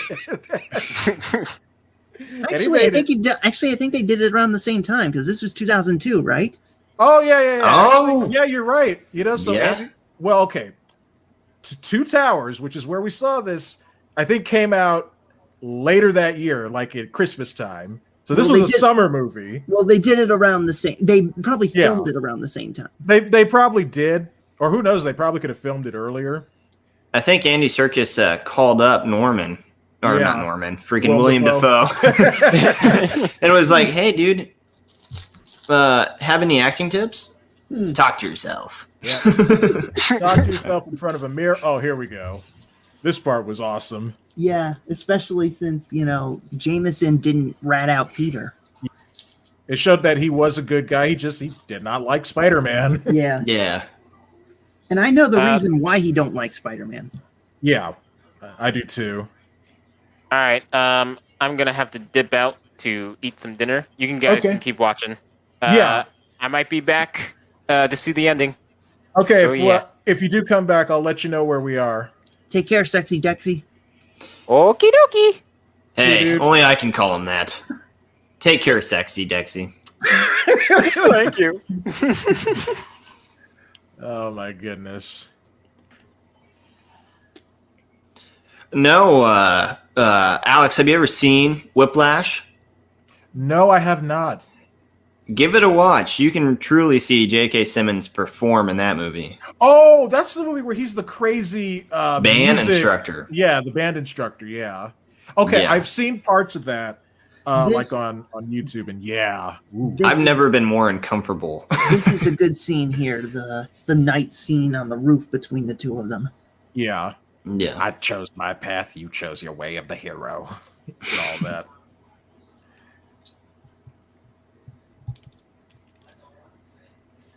But the one thing that I'd like to see more is to see a hero fail. Die trying.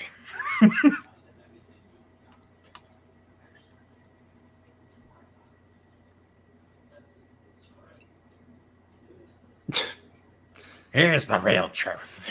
I like how he smacked him up the side of the head. Yeah, I know. That was funny. And he's just leaning against the thing without a care in the world. I know, like they're best buddies.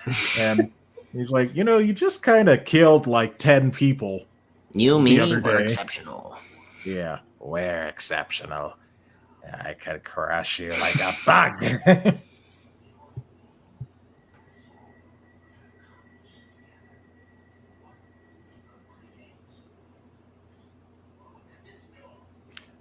Oh, someone's got to turn down their volume. I can still hear the movie. Mine's like down to 10 at this point. Okay. Yeah. Mine is down to 4. Okay, yeah. That's probably mine then. I just heard that. Or we could destroy. I was like, oh god. But then again, the thing on the microphone on mine might be a little wonky at best. Yeah.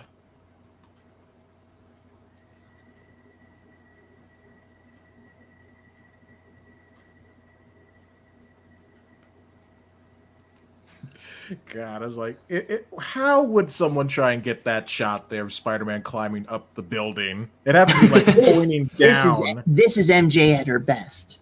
Yeah, I agree. Yeah. And not just because her dress gets, soaked later, but, yeah.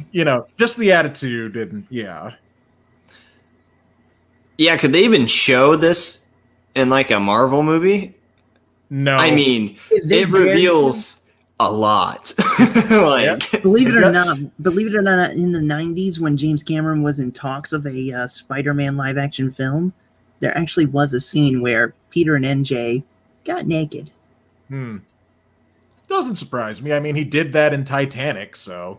No, that's fair. Yeah, I enjoy Titanic, but I will say, Jack and Rose are just a knockoff of Reese and Sarah. Yeah, it's just they don't have a Terminator killing them. It's the ice water. Mm-hmm. Yeah, death by ice water. I can see it right now. MJ painting a naked Peter. Yep, he'd just be like, "Wait, okay, paint me like one of your French boys." Nice. Yeah, I could see her as an artist. What was that? Was that 1912 or something? Yeah. Yep, that could totally work. I'm going to have to make this into an animation now. Complete with a naked Peter. Hey, check it out, man. Let's go get her. I know. They're like, ooh, did you see that? We got to... and then the part where the guy starts barking like a dog, I'm like, oh my God. Yeah. Like, seriously. That was kind of ridiculous.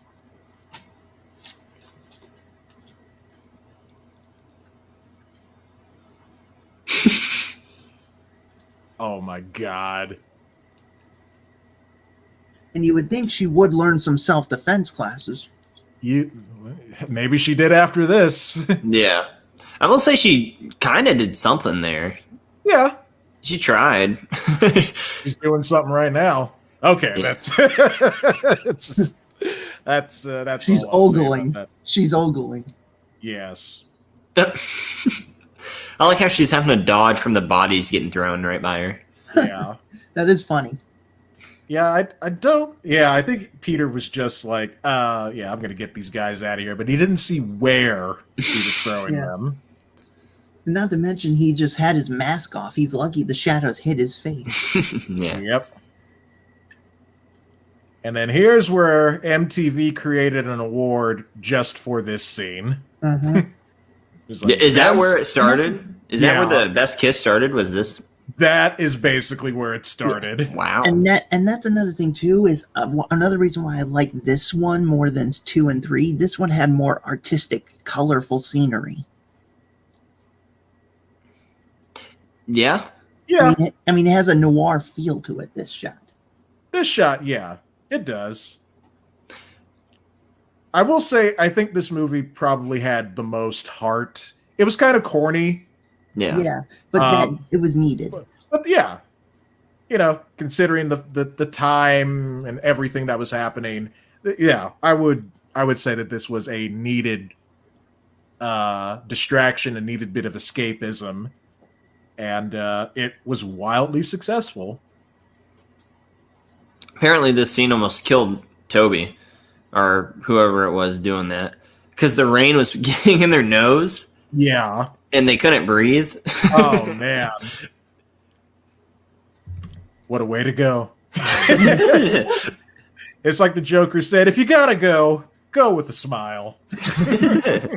Question is, how do you top that in terms of an epic kiss scene? I don't think you really can, to be honest. I can't think of, but then again, I don't watch a whole lot of romantic movies, so I couldn't tell you. And I know there's some romance, usually in these kinds of superhero movies, but yeah, I don't think there's anything that's quite matched that kiss scene ever since. Yeah. It's crazy to me that the animation of him swinging through during the daylight, just casually holds up. I mean, yeah, definitely holds up really good. Yeah, I don't look at that and think, "Oh my God, that looks so fake." Yeah. I agree that it does look really good still.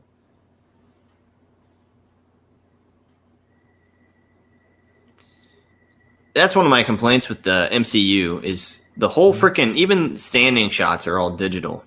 That whole suit's pretty much practically all digital. Yeah. And not to mention, I don't see Spidey, jumping into a burning building to save a baby in the MCU films. No. Well, I can't comment too much on the MCU films because I have not watched them fully. I've seen them in bits and pieces. But yeah, I just in this you see Peter being a bit more proactive, and he's swinging around, he's going on his, I guess, patrol. He's trying to save people. Which is a better hero, a proactive one or a passive one? I think a good hero has a combination of both of those things. Like he starts passive but then grows to be proactive? Because he has to grow to learn how to use his powers. Yeah. So naturally... Yeah. Go ahead, Caden. What were we going to say?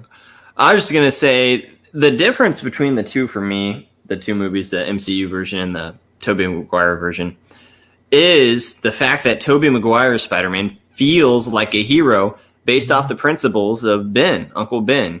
Yeah. You have that foundation, and you see him sacrificing his personal life, sacrificing his body at times, and doing whatever it takes to save the day. Yeah. Even in Spider-Man 2, he doesn't even have powers, and he goes in the building and tries to save someone. Yeah. With the Tom Holland one, to me, it's too much like Tony Stark Jr. Yeah. And because there's so many heroes, Spider-Man doesn't feel special. Yeah. He's just another one.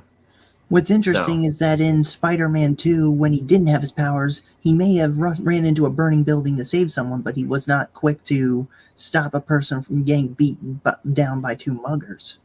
No, that's true. And I think that was before he ran into the burning building. Yeah, because at that point he was questioning himself. Yeah. Whereas with the burning building, it was kind of like he didn't really have time to think. It's like, I have to help, even if I don't have my powers. Yeah. I know that I can still do something. Yeah. Sorry, I'm late. Work was murder, but I picked up the fruitcake. Yeah. Yes, it was. Oh my goodness. I love Ant-Man in that scene. Slaps the crap out of Norman. Yep, like Norman. And then he just looks at her like, I'm going to gut you. I will kill you. Yeah, seriously. Hey, Black Rose Comics, welcome. Says, hail Alexander Trapp. And yes, welcome. Welcome, David. I hope you're having a good evening. We are watching Spider-Man 1 from 2002. How far are we into the movie? We are an hour and 26 minutes. Yeah, yep, that's right. Mm-hmm. Riot already left, David, so sorry about that. She was here, but appreciate you saying hello, especially saying hello to everyone on the panel. This is my friend Caden over there on the bottom right, and on the bottom left is Jeff of Mega Jetty One Media. That blood is thick. Jeez. I think that's digital. Yeah, it kind of looks like it. There's like gobbled blood. So we're at the scene where they're about to have Thanksgiving dinner, and Peter's trying to sneak in. But Black Rose says, nostalgia. I love Spider-Man 1. It has a special place in my heart. Yeah. Yeah, we would all agree here. Dexter, Trickster is away at the moment. Hopefully he'll come back. But yeah, we all love this movie. And another reason I think I realize now why I like Spider-Man 1 more than 2, it was Spider-Man 1 and X-Men 1 that reinvigorated superhero movies, because let's face facts, as much as we may in retrospect like them compared to current movies of today, movies like Batman and Robin and Steel kind of were, the downfall of superhero films. They really did kill superhero movies for a while, but then it was stuff like Blade 1, that was a great step in the right direction. Yeah. Then X-Men, and then Spider-Man. Spider-Man is where it really took off. Yeah. Yeah. Black Rose says, just sub to all of you. Thank you so much. Thank you. Awesome. Thank you. Yes. Yeah. Everyone here offers great content on their channels, so thank you. Well, I do my best. We all do. We all try to do what we can. Yeah. By the way, at some point, I don't know when I should bring it up, I do want to talk about some of the rumors of the new Spider-Man movie. We could talk about the new Spider-Man movie, I think, after this one is done, because, by then I think we'll have said pretty much all we needed to say about this movie. Yeah. Yeah, so that'll be good to do that then. Mm-hmm. By the way, did you ever read the comic where Spider-Man became Captain Universe? No, I have not. I'm only just getting into Spider-Man comics. The first Spider-Man comic I read is Ultimate Spider-Man number 1. So, well, I have a few Ultimate comics, but really, the Ultimate comics are more of the new wave stuff. Best bet is to go back to the campy '60s stuff. Yeah, I do want to start there. There's a good collection of them that I can buy off of Kindle, because that's where I read my comics. If you really want to get a good deal, get the Masterworks stuff. You know what Masterworks is? Yes, I've seen those. Yeah. Yeah, I got the Masterworks of the Avengers. Nice. So I have the first several issues in like one big trade paperback book. Yeah, it's this big sort of white book. Yeah.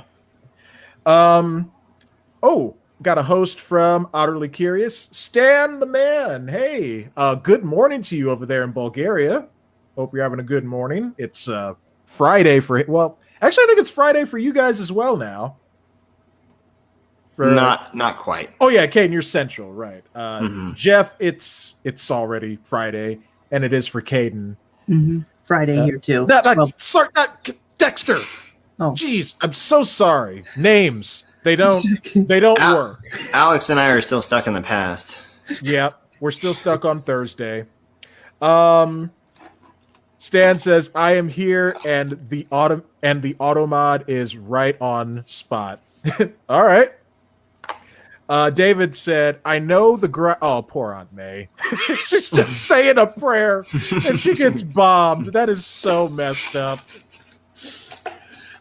David said, oh wait, hold on. Finish it! Finish it! There's so many quotable lines in this movie. He's like, finish it. Okay, so Black Rose Comics says, I know the grind. I had to take a couple of weeks off from streaming, but I am coming back Sunday evening. Awesome. Are you going to be interviewing people? I know John Hervey just launched his comic, Black Tiger. He wants to talk to me. He actually, was like, hey, I'd love to come on the channel and talk to you about the comic. I was like, sure. Okay.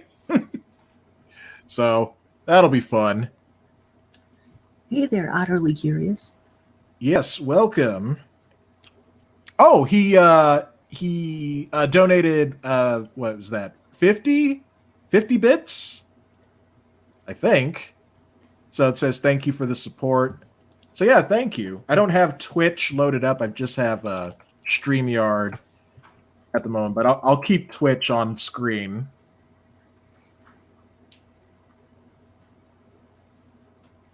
Okay, yeah. Well, thank you for the bits. Appreciate it. I now know how to do the raid function right, because last night I tried to do the raid thing, but I didn't know that. I knew there had to be a setting. I just had a hard time figuring it out. It wasn't until I completed the raid by following the link to the next person's stream that I found the setting. Yeah. Yeah, Twitch is a bit different from YouTube in that, but yeah, raiding other people's channels is always fun. Yeah. Utterly curious if I'm still done from tonight. Yeah, it was awesome. I don't know how familiar you guys are with Twitch, but what happened is a lot of people started donating to Utterly Curious. They gave him gift subs. They donated bits. I was one of those people. And it earned him quite a little bit of money there, and wow. It was it all kind of started out from one person being like, hey, let's do this because we did this for our other friend Geekdom like the day before. So it was a nice bit of seeing content creators, streamers, and friends coming together to help someone. So Twitch can be an awesome place like that. He says, "You made me cry, happy tears." Yep, I know, and we were happy to do so. It was like this. That's what it was like right there.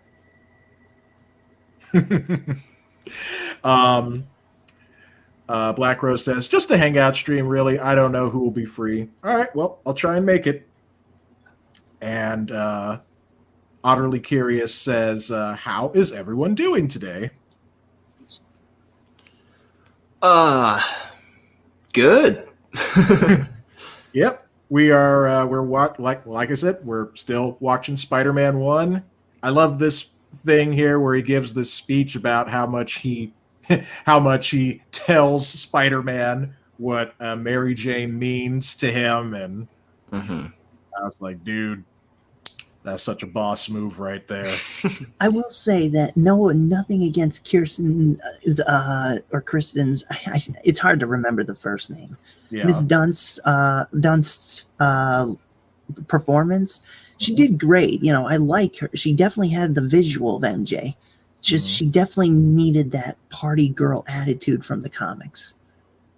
Because I remember in the comics there was this one comic where MJ was wearing like a shiny silver go-go girl dress. Mm-hmm. Yeah. Maybe if they had focused a bit more on high school, but Sam Raimi really wanted to just get to the college years and I guess make things a bit more complex for Peter. So yeah, and I don't not necessarily like adapting everything from the identical from the comics. I like that they change it up sometimes. Yeah. Except for Peter Parker, of course, you need to get the essence of who he is. Yeah. And I felt like that's the thing too with MJ. You got to get the essence of who she is. She acts like this carefree, shallow party girl to hide the fact that she's a girl from a broken home, and she doesn't like that she comes from a broken home. Yeah. Yeah. I agree with that. That's good. Yep. Black Rose says, MJ and I are going to have a hell of a time. Speaking of that line, there actually is like a dark alternate ending to this film. Someone actually made and put a video of it on YouTube. Have you seen it? No. Can you put it in like the comment section, like our private chat here on StreamYard? Sure. Just give me a moment. Yeah, because I've never seen that before. But Stan, I was happy to be there, happy to help support you, and yeah, you deserve all the love and support, man. You do great work with your streams. Stan says, love the Spider-Man movies. Yep. So we are working our way down the Sam Raimi trilogy. We're on the first one. We're going to watch Spider-Man 2 next week and Spider-Man 3 afterwards, and then we're going to go to the MCU Spider-Man movies and then end things off with Into the Spider-Verse. The game was awesome too. Haven't played Hellblade before. Yeah, you were playing that. Yeah. Yep, that was pretty interesting. Oh, God. Why did Green Goblin have to jump out at the screen at me, Caden? Why did he have to do that? I love how Aunt May, who's in hospital bed, old Aunt May goes, "You look awful, Peter." Yeah. She's the one having to say, "You look awful." And she's the one in the hospital. Yeah. Like, she got freaking bombed while just... And it's like, is anyone paying like for the house repair? Because like that whole wall section got taken out. She got bombed and forced to finish her prayer. Yeah, just not a good time to be Aunt May. No. Yep, there was a lot of hype at that moment when you got supported on your stream there, Stan.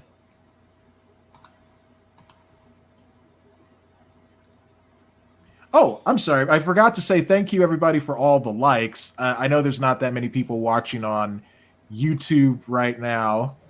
But you know, that is absolutely fine. Everybody who was here earlier, appreciate that. And, you know, thanks for coming by and hanging out with us. And Alex, I don't know if you're going to keep these at 9, but we could always go earlier if need be, too.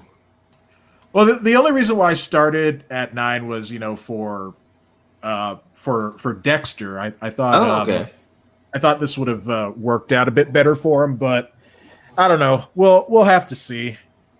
Yeah. Okay, got the link. It's what if what if the Spider-Man 2002 ended like this? Okay, I will check that out after we're done with the movie. Okay. Comments. She was savage then, but honest at least. Yes. You know, she gave Peter the advice that he needed. Yeah. I love Aunt May in these movies. Yeah.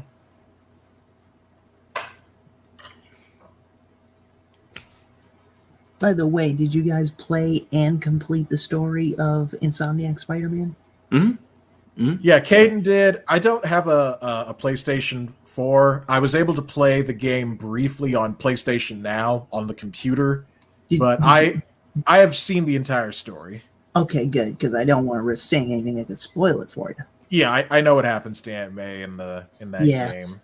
Yeah. If anything, I will give the game credit. I think it was meant to be the ultimate middle finger to current day Marvel because it restored the whole Peter MJ dynamic that had been tarnished in recent years. And the only thing I will say, I did not like how they basically used Ultimate Spider-Man, the cartoon's version of MJ, where she's taking Peter's place as the reporter for the Daily Bugle. I guess they had to give MJ something to do in the game, you know, rather than just... I mean, she does still end up as a damsel in distress. Yeah. But, you know, they wanted to give her more of an active part in the story. Well, I actually know a perfect way she could have done that without her, you know, being a reporter. You could have... Yeah, you could have... Because, I mean, what did she say in this movie, which has been consistent with most of her character in the comics? She wanted to be an actress. So use her acting skill. She could use her acting skills and do kind of like what Axel Foley did in Beverly Hills Cop 2. My name is Johnny Wishbone. I'm Axel Foley, Beverly Hills building inspector. Can you see what he was like in that film? Admittedly, I'm not familiar with Beverly Hills Cop, but I think I get what you're saying. Yeah, Beverly Hills Cop was basically Axel. He was a former hoodlum off the streets who became a cop and used his skills he gained as a hoodlum to catch criminals. Yeah. And one of the things he does in Beverly Hills Cop is he's trying to, you know, he's kind of conning people, passing himself off as someone he really is not, and doing it convincingly. So that's what MJ could have done. She could have been walking up to this like museum belonging to the Kingpin, and she could have been like, fine, but when I tell my Uncle Wilson Fisk that you didn't let me in, I'm pretty sure he's going to have you hand your pink slip to you. You know, something like that. You know, she talks her way into trouble, but she also tries to talk her way out. And Spider-Man only comes along if the talking her way out is unsuccessful.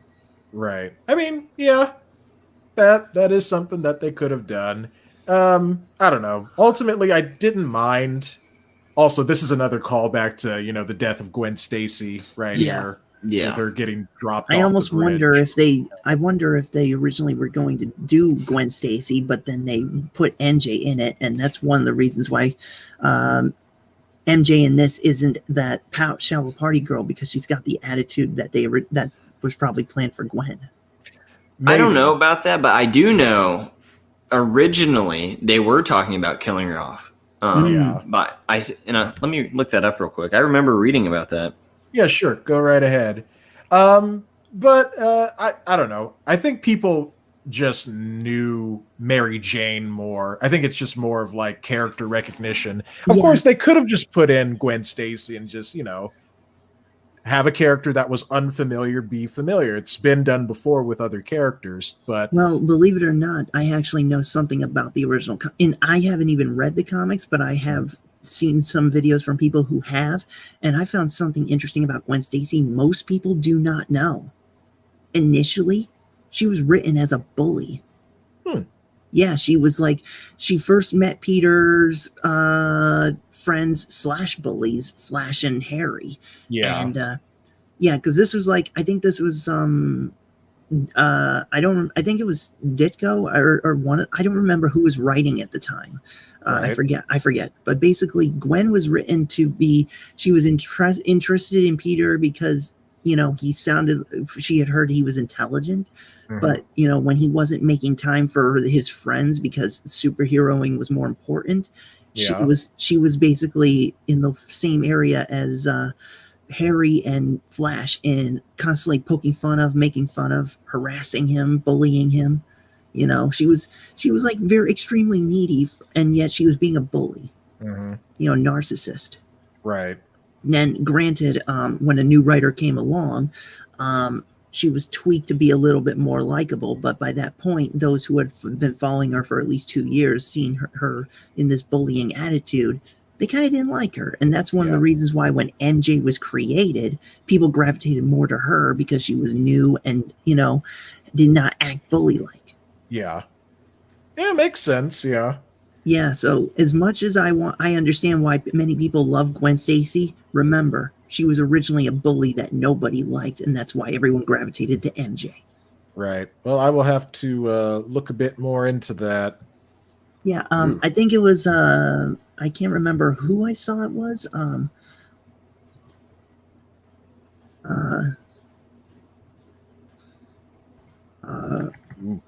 Retro. Let me type it in here. And No Pro, thank you for the lurk refresh. We are basically coming down to the end of the movie now. Yeah. The video was Gwen Stacy, a retrospective. The YouTuber who posted it is Casually Comics. Casually Comics. Okay. Yeah.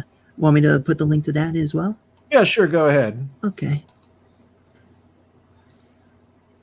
Now, there's another channel that I really like called With Health Bars that shows like the final battles of movies. And they show these battles and they put like fighting game character health bars at the top. So it's like as the battle goes on, you see the character's health bar getting depleted.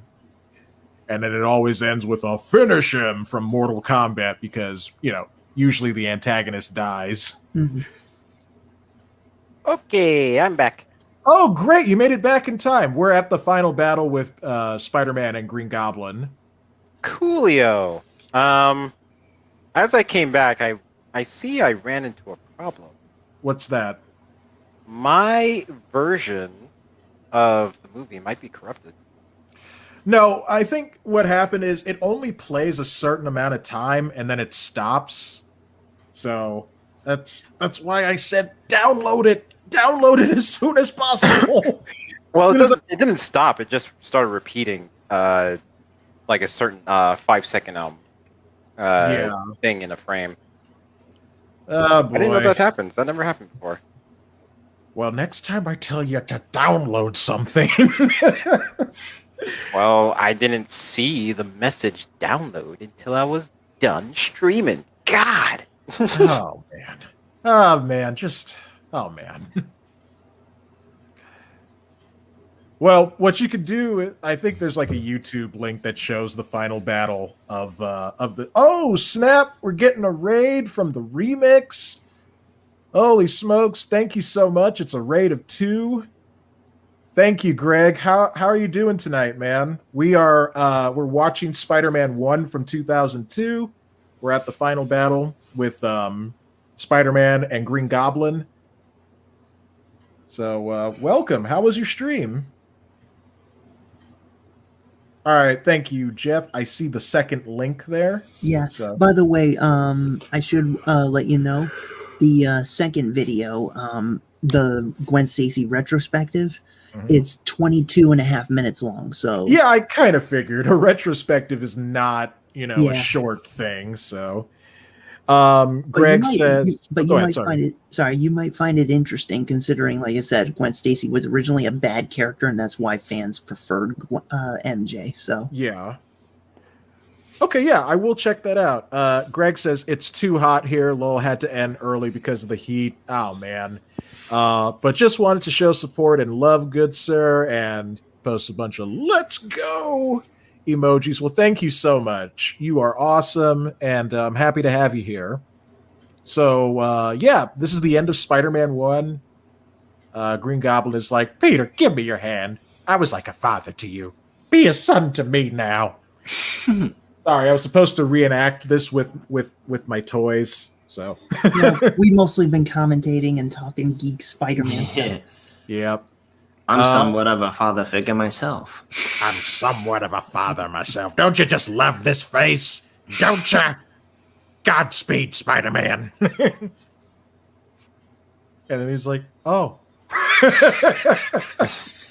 Oh, brutal. And that's the thing you gotta love about villain deaths is you need to have a shot of their reaction as they realize they're about to die before you kill them, because that's one thing I think was missing from Wrath of Khan is that moment where he's like, no, you can't get away. It's like, yeah, he's watching them slowly fly away, but unable to escape the blast radius, and he's smirking and quoting, not Macbeth, I don't think. Moby Dick. Yeah, Moby Dick. Yeah. And then what should happen is the moment the Enterprise warps away, you have that quick shot of his smug grin turning into a frown as he's slowly collapsing, and then boom, showing that he realized in that moment he lost. I admit that would have been good. Yeah, so if you ever have a movie where you have a good villain who's about to die, show him react to the fact that he knows he's about to die first. Yeah. Yeah, like Palpatine. In Return of the Jedi, not Rise of Skywalker. Dear God, no. To paraphrase Sensei Kreese from Cobra Kai, the Rise of Skywalker, or no. The Disney trilogy does not exist in this dojo, does it? No, Sensei. Hold on, before you continue that, Greg says, right, you have a good night, sir. Good night, everyone. All right, Greg, you have a good night. Take care, buddy. And there's where Harry is like, I swear on my father's grave, I'll make Spider-Man pay. It's like, well, this is awkward. Awkward hugs. Well, I can understand why he would want the revenge, because he did have that sort of good moment with his dad before his death. And that's kind of what he was hoping for. Yeah, he had that sort of reconciliation going on there. So yeah. But without it, it would make no sense why he would want to avenge his dad. Yeah. Yeah, because at the beginning of the movie, he doesn't want to be seen with his dad, He kind of wants to be seen as like a normal guy, normal kid. But, by the end of it, it's like MJ has betrayed me. Peter has kind of betrayed me, sort of. Yeah. It's like, douchebag move there, bro. You took my girl. And I actually do have a character kind of like that in my story. I like that Peter narrates throughout the movie trilogy. Yeah. Though the narration did kind of decrease as time went on. I guess that's just kind of like the style of filmmaking was starting to change. Yeah. But yeah, I like the narration in this movie as well. The video, how Spider-Man 3 should have ended, opened with someone walking up to Peter saying, "Stop narrating to yourself." Yeah. How it should have ended is awesome. Mm-hmm. I gotta say, this ending, when I saw it for the first time, it really did catch me off guard, because it's like, okay, here, this is what I wanted. He's been desiring, to be with Mary Jane for the entire movie. And it's like, okay, here's your moment. And then, I mean, honestly, it probably shouldn't have, because, he is putting his duty as Spider-Man above everything else. But I just was like, what? How could you not? Because he wants to have great responsibility. Yeah, this whole movie is corrupted for me. How is it corrupted for you, man? I downloaded the movie and it's I thought you meant in a metaphorical way. Oh, no. He's like, he didn't get with her. This is corrupted. Yeah. I don't like this.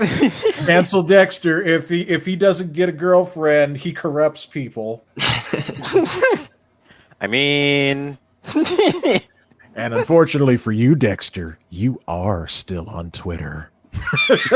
Oh no. My all 100 followers. Yeah. Get ready to see your name in like news headlines, and it's going to be images of you like purposefully looking silly or sad. And you're just going to be like, I really just had to fart in that photo. What a fool I was. Yep. But yeah, this movie's corrupted for me. I'm sorry, dude. Okay, that line does not work for me. What line? And she goes, blah, blah, blah. Peter Parker? Just a friend, Peter Parker. Yeah, that doesn't stop. I hate when people talk in the third person. Yeah. Well, it's not. I guess it's not the third person, but it's just such a weird way of referring to someone. Referring to someone. Well, one of the writers for this film was also partly the writer in Indiana Jones and the Kingdom of the Crystal Skull. But that wouldn't be for another 6 years. Yeah, but I think that kind of implies, the writing style. Yeah. Oh, yeah. I mean, I guess. I mean, but one line out of the rest, which mostly are memorable, I mean, that's not bad. Oh, yeah. All I was saying was that one line just did not. It just doesn't work. No. Yeah. Never will. Yeah. I was more of a read between the lines guy.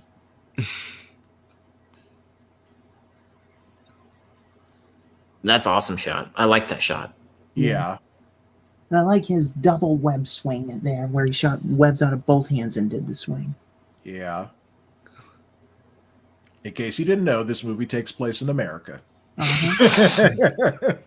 Well, the funny thing is, when Stan Lee first created Spider-Man, he essentially said, "I basically made Captain America covered in cobwebs." Yeah, and I definitely will say too, that was coming out around the terrorist attack 9/11. I was kind of referring to that earlier, but yeah, and look at that. This is Octavia Spencer right there. That's so funny. Girl. Macy Gray as herself. Yep. She got to play herself. But yep, that was a great movie. So thoughts, and then we'll move on to what Caden was going to say about Spider-Man, like the upcoming Spider-Man movie. So we'll go around the panel. Dexter, even though you weren't able to see the end of the movie, from what you remember, what were your thoughts about, the first Spider-Man movie? I liked it. It was like my first taste of the Marvel, I wouldn't say universe because it's just Spider-Man, but yeah, it was my first taste of a superhero, like a major superhero movie, and I liked it. It was so cool. I liked the action, and even though the CGI was not perfect, it was still pretty cool to me. Yeah, definitely. That was your first superhero movie, so yeah, of course that's going to be very special to you. What was your favorite moment in the movie? Let's see. From what I can remember, because I actually haven't watched the whole movie in its entirety in a very long time. That's not my fault. Yes, it is. The whole video was corrupted. And it kept repeating on the part where Green Goblin looks at Peter's wound during the dinner scene. Ah, so that's where it stopped. Okay. Yeah, it was Sorry like, about that. oh, it looks awful. No, it's okay. Then it just repeats after that. I want to see. Well, okay, just go on real quick. I want to see something about the file. Was that all you had to say about the movie? I'm trying to think like what really stand out for me. Because I seen Spider-Man 2 more than I did the first one. Right. I liked the whole origin story, like how he got his powers and stuff. Because this is literally the first time I knew about Spider-Man, so I was like, "Wow, he can get powers from a bug bite." Then I went outside and tried to get myself bitten. Initially, my blue shotgun. You didn't. No, I didn't. I hate bugs. Initially, my character, before I went the whole magic blue shotgun thing, was supposed to be, shot by a lightning bolt. Okay, so that's kind of like the Flash then. Yeah. All right. Well, we'll get to you in a bit, Jeff. So, final thoughts, Dexter, on the first Spider-Man movie? It was a solid movie. It's a really good superhero movie. I encourage anyone to watch it if they haven't. I doubt anyone hasn't watched this yet, but yeah. Yep. All right, Caden. This film was my first introduction to superheroes as well, and Spider-Man, obviously. And Spider-Man's my favorite hero. I love Spider-Man. You could go in my room and see that I love Spider-Man with all my freaking decorations and crap. This movie is one of my favorite Spider-Man movies. It's not my favorite, but it's the top 3. This superhero trilogy, Sam Raimi trilogy, is my favorite superhero trilogy, and I love this movie. Nice. I love it. What was your favorite moment from this movie? Definitely, I think my favorite moment of this movie, and I think of almost of the trilogy, is the great power comes great responsibility. I think that's the foundation of this trilogy, and it really builds the character up, and it's such a heartfelt moment, and it helps bring you to the emotion of the whole series. So yeah, yep, that scene with Uncle Ben really helps set the stage for everything else to come. Yes, what is it, Jeff? The credits are rolling, and it's at the part where the classic 60s theme is playing. Oh, I paused the movie, so I let it play through the credits. I'm sorry to let them know. It's all right. All right, so Caden, your final thoughts on the movie? Yeah, such a solid film and solid first entry to this trilogy, and I'm excited for Spider-Man 2, my favorite Spider-Man movie. Yes, and that will be next week. Okay, now, Jeff, now you get to say your piece. So what were your thoughts on the movie? Well, this movie was not my first introduction to superheroes. That would be the 90s X-Men video game where you had to reset the computer and all that. Oh, and Sega Genesis, yeah. Yeah, and then, of course, I got into the show when it came on, and then because at the time Spider-Man the cartoon series was on right after X-Men, I got into it through that.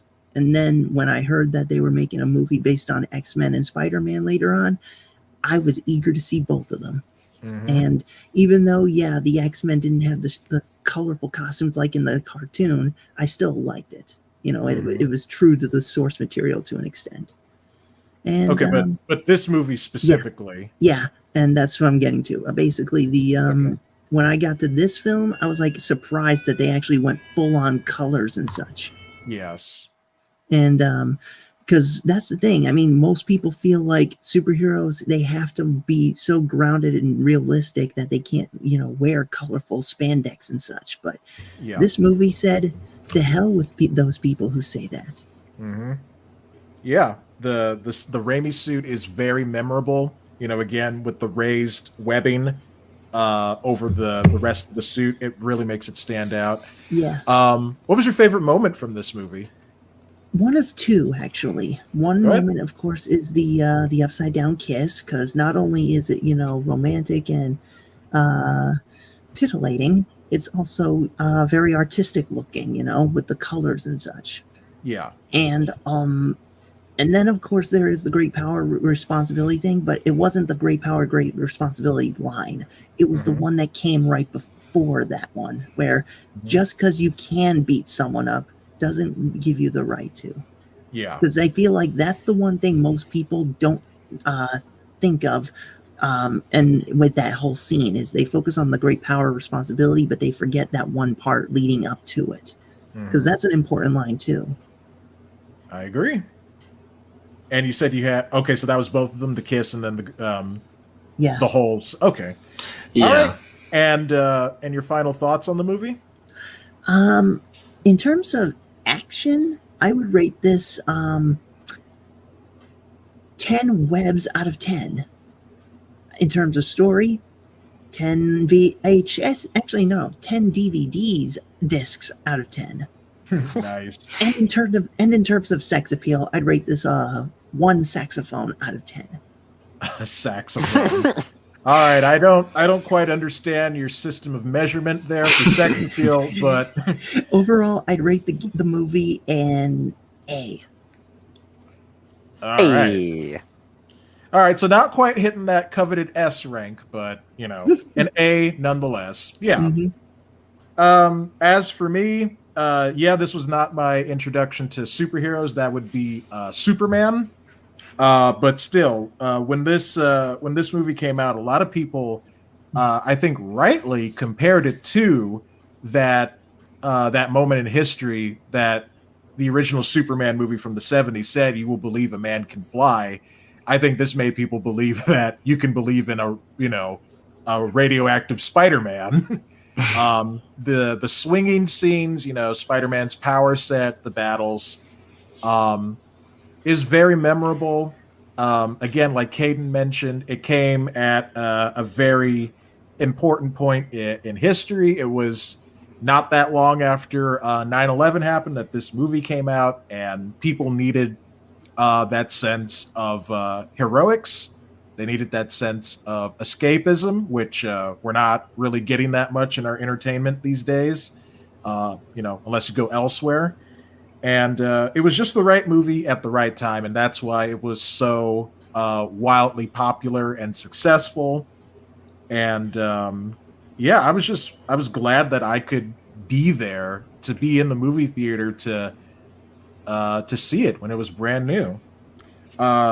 My favorite moments in the film: everything with Norman Osborn. I'm kind of a scientist myself, and nobody says no to me. Spider-Man was great and all, but I think Willem Dafoe he made that role, and he made that role work. Whereas with any other actor, it would just be silly and stupid. I mean, sure, it was silly, but it was also fun. Mm-hmm. And as for my final thoughts. It's not my favorite of the Sam Raimi Spider-Man movies. I still think 2 is not only the best Spider-Man movie, but one of the best superhero movies ever made. And but still, it got things off to a great start. I loved all of the characters in it. You know, Uncle Ben's tragic loss, really made you feel like it was tragic, unlike what happened in The Amazing Spider-Man, where he jumps on a gun. Oh, God, why? Who thought that was a good idea? The same people who were going to make the Aunt May solo film. No offense to the character, but who the heck wants to see an Aunt May solo film? My point exactly. No one. And I'm glad I got to watch this movie with you guys, so I'm glad we did this. And so, Caden, you said you had something to say about the upcoming Spider-Man movie, which is called, what, No Way Home? No Way Home. By the way, I do want to say, if you're going to, you're giving it that tier system, I would give this an S tier for me personally. Mm-hmm. It's definitely up there. But yeah, so rumor has it, now obviously take this with a grain of salt because nothing's confirmed and rumor's a rumor. Mm-hmm. But the same leaker who has gotten some things right has come out and said that the new Spider-Man, No Way Home, William Dafoe's Green Goblin is going to be the villain, which sounds absolutely insane. Mm-hmm. However, what has been confirmed is Jamie Foxx's Electro has officially been confirmed to be in this film. Yep. Dr. Octopus from Spider-Man 2, Alfred Molina, is officially confirmed, and from his mouth himself, he said, Alfred Molina said, this movie, his Doc Ock, it takes place right after Spider-Man 2, like he comes back. So they're gonna have to stop getting excited. I love crossovers, man. I know. And the way this movie's shaping up is to be a live-action Spider-Verse film with all the Spider-Man, which is Andrew Garfield's and Tobey Maguire's. Mm-hmm. So I could believe that they would bring William Dafoe back. Mm-hmm. So it wouldn't surprise me. So I will say this. If they do indeed get Alfred Molina and Willem Dafoe for the new Spider-Man, they will both chew the scenery. Yes, they will. Yeah. And a trailer should be coming out soon because the film's coming out in December, which means usually about 6 months before a big superhero movie, they start promoting it. And I will say Sony's Germany company division, Germany division has already started switching their banners to No Way Home. Nice. And so some marketing's pumping up this film, so I'm excited for the first trailer. And we might get a better idea of what the story is going to be. So I agree. And Stan over here is doing the hype emojis, spamming that. So yeah. Yeah, definitely out of all of the and he says Trickster's getting super excited, love the elevation in his tone with every new actor. Yep. It's literally different universes of Spider-Man coming together, and it's just like the comics too. Like I know like no one planned this from like the very beginning, but the fact that this is all coming together in this way, it's just it's one of the reasons why I love Spider-Man as a franchise. I know Spider-Man is so awesome. Now that we're on that, can we talk about what we would like to see in a future Spider-Man film? Just a sec. I want to address the chat real quick. YFN Spider is here, showing off some Spider-Man emotes, and I love that profile picture there. Yeah. Nice. That's cool. And he says, oh, what have I walked to? Our post-movie commentary after Spider-Man 1. So we've already watched the movie. Now we're talking about Spider-Man No Way Home. And yes, it is nice to see you again. Hey, Dexter. What I'm going to say is, I look tired as crap because I am, but I'm screaming on the inside about this stuff. This stuff excites my giblets. But here's what I am going to say. If Tobey Maguire is in this film at all, I'm going to go watch this in theaters 10 times. Yeah. Like literally. I will be there day one. All right, day Jeff, one. What were you going to say? Jeff, you still there? Oh, I thought you said Chip. No, I said Jeff. What were you going to say? I was going to say, do we want to talk about what we'd like to see in a future Spider-Man film? Referring to this one, or just like dream scenarios? Like dream scenarios, like for future Spider-Man movies to be made. Well, since this is all part of the Marvel Cinematic Universe now, I'm really hoping that we get that crossover with Spider-Man and the X-Men, whoever they happen to be. Now, oh my God, WandaVision kind of teased that, the first class actors could possibly be brought in to the MCU, and that's honestly what I'm hoping for. I did like the movie First Class, but yeah, we really needed a movie telling, showing the team of Cyclops, Jean, and maybe even, the original X-Men of Beast, Iceman, and Angel as like their team. That way, because the original comics, I feel like that original core of the X-Men has yet to be explored on film. Yeah, you're right at that. Especially since, it was before there was the Cyclops Jean Wolverine triangle. There was the Cyclops Jean Angel triangle. Mm-hmm. Utterly Curious says would like to see a mashup Venom and Carnage Spider-Man movie. Yeah, that's kind of like a Sinister Six thing. Well, Carnage was kind of his own thing. Oh yeah, that's right. Yeah, the Sinister Six was. Have you guys seen the trailer for Venom 2? I have not yet. I have it. I have mixed feelings. All right. Stan also says the No Way Home has so many actors confirmed. You missed the news. He's talking to YFN about like what did he just walk into, and YFN says, "Oh yeah, I've been following the multiverse mashup casting for that for a while, and it's got his spider sense tingling." Oh yeah. Dexter, what would you like to see in a future Spider-Man movie? Well, so far, a lot of the boxes have been ticked with like Spider-Man Into the Spider-Verse, and seeing as how No Way Home is going to tick some more boxes. Yeah, you're kind of getting what you want. Exactly. I think the only thing I would love to be added is to have like a Sinister Six thing where all the Spider-Mans fight the Sinister Six. That would be freaking amazing. But I'm not sure if that would actually happen.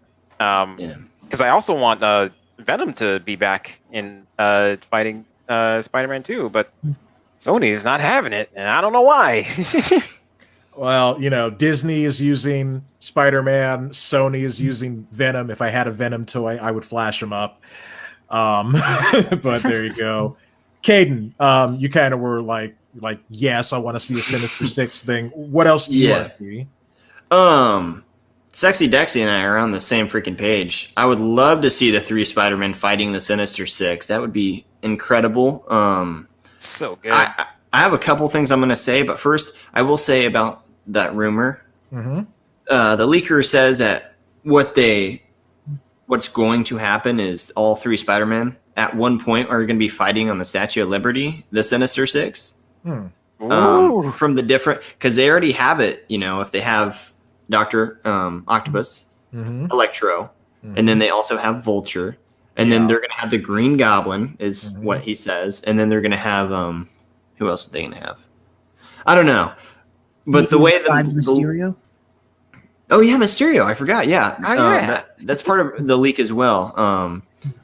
But what I would like to see is, besides the Sinister Six and the 3 Spider-Men fighting, for the future Spider-Man, I would love to see them do a 4th Spider-Man movie with Tobey Maguire.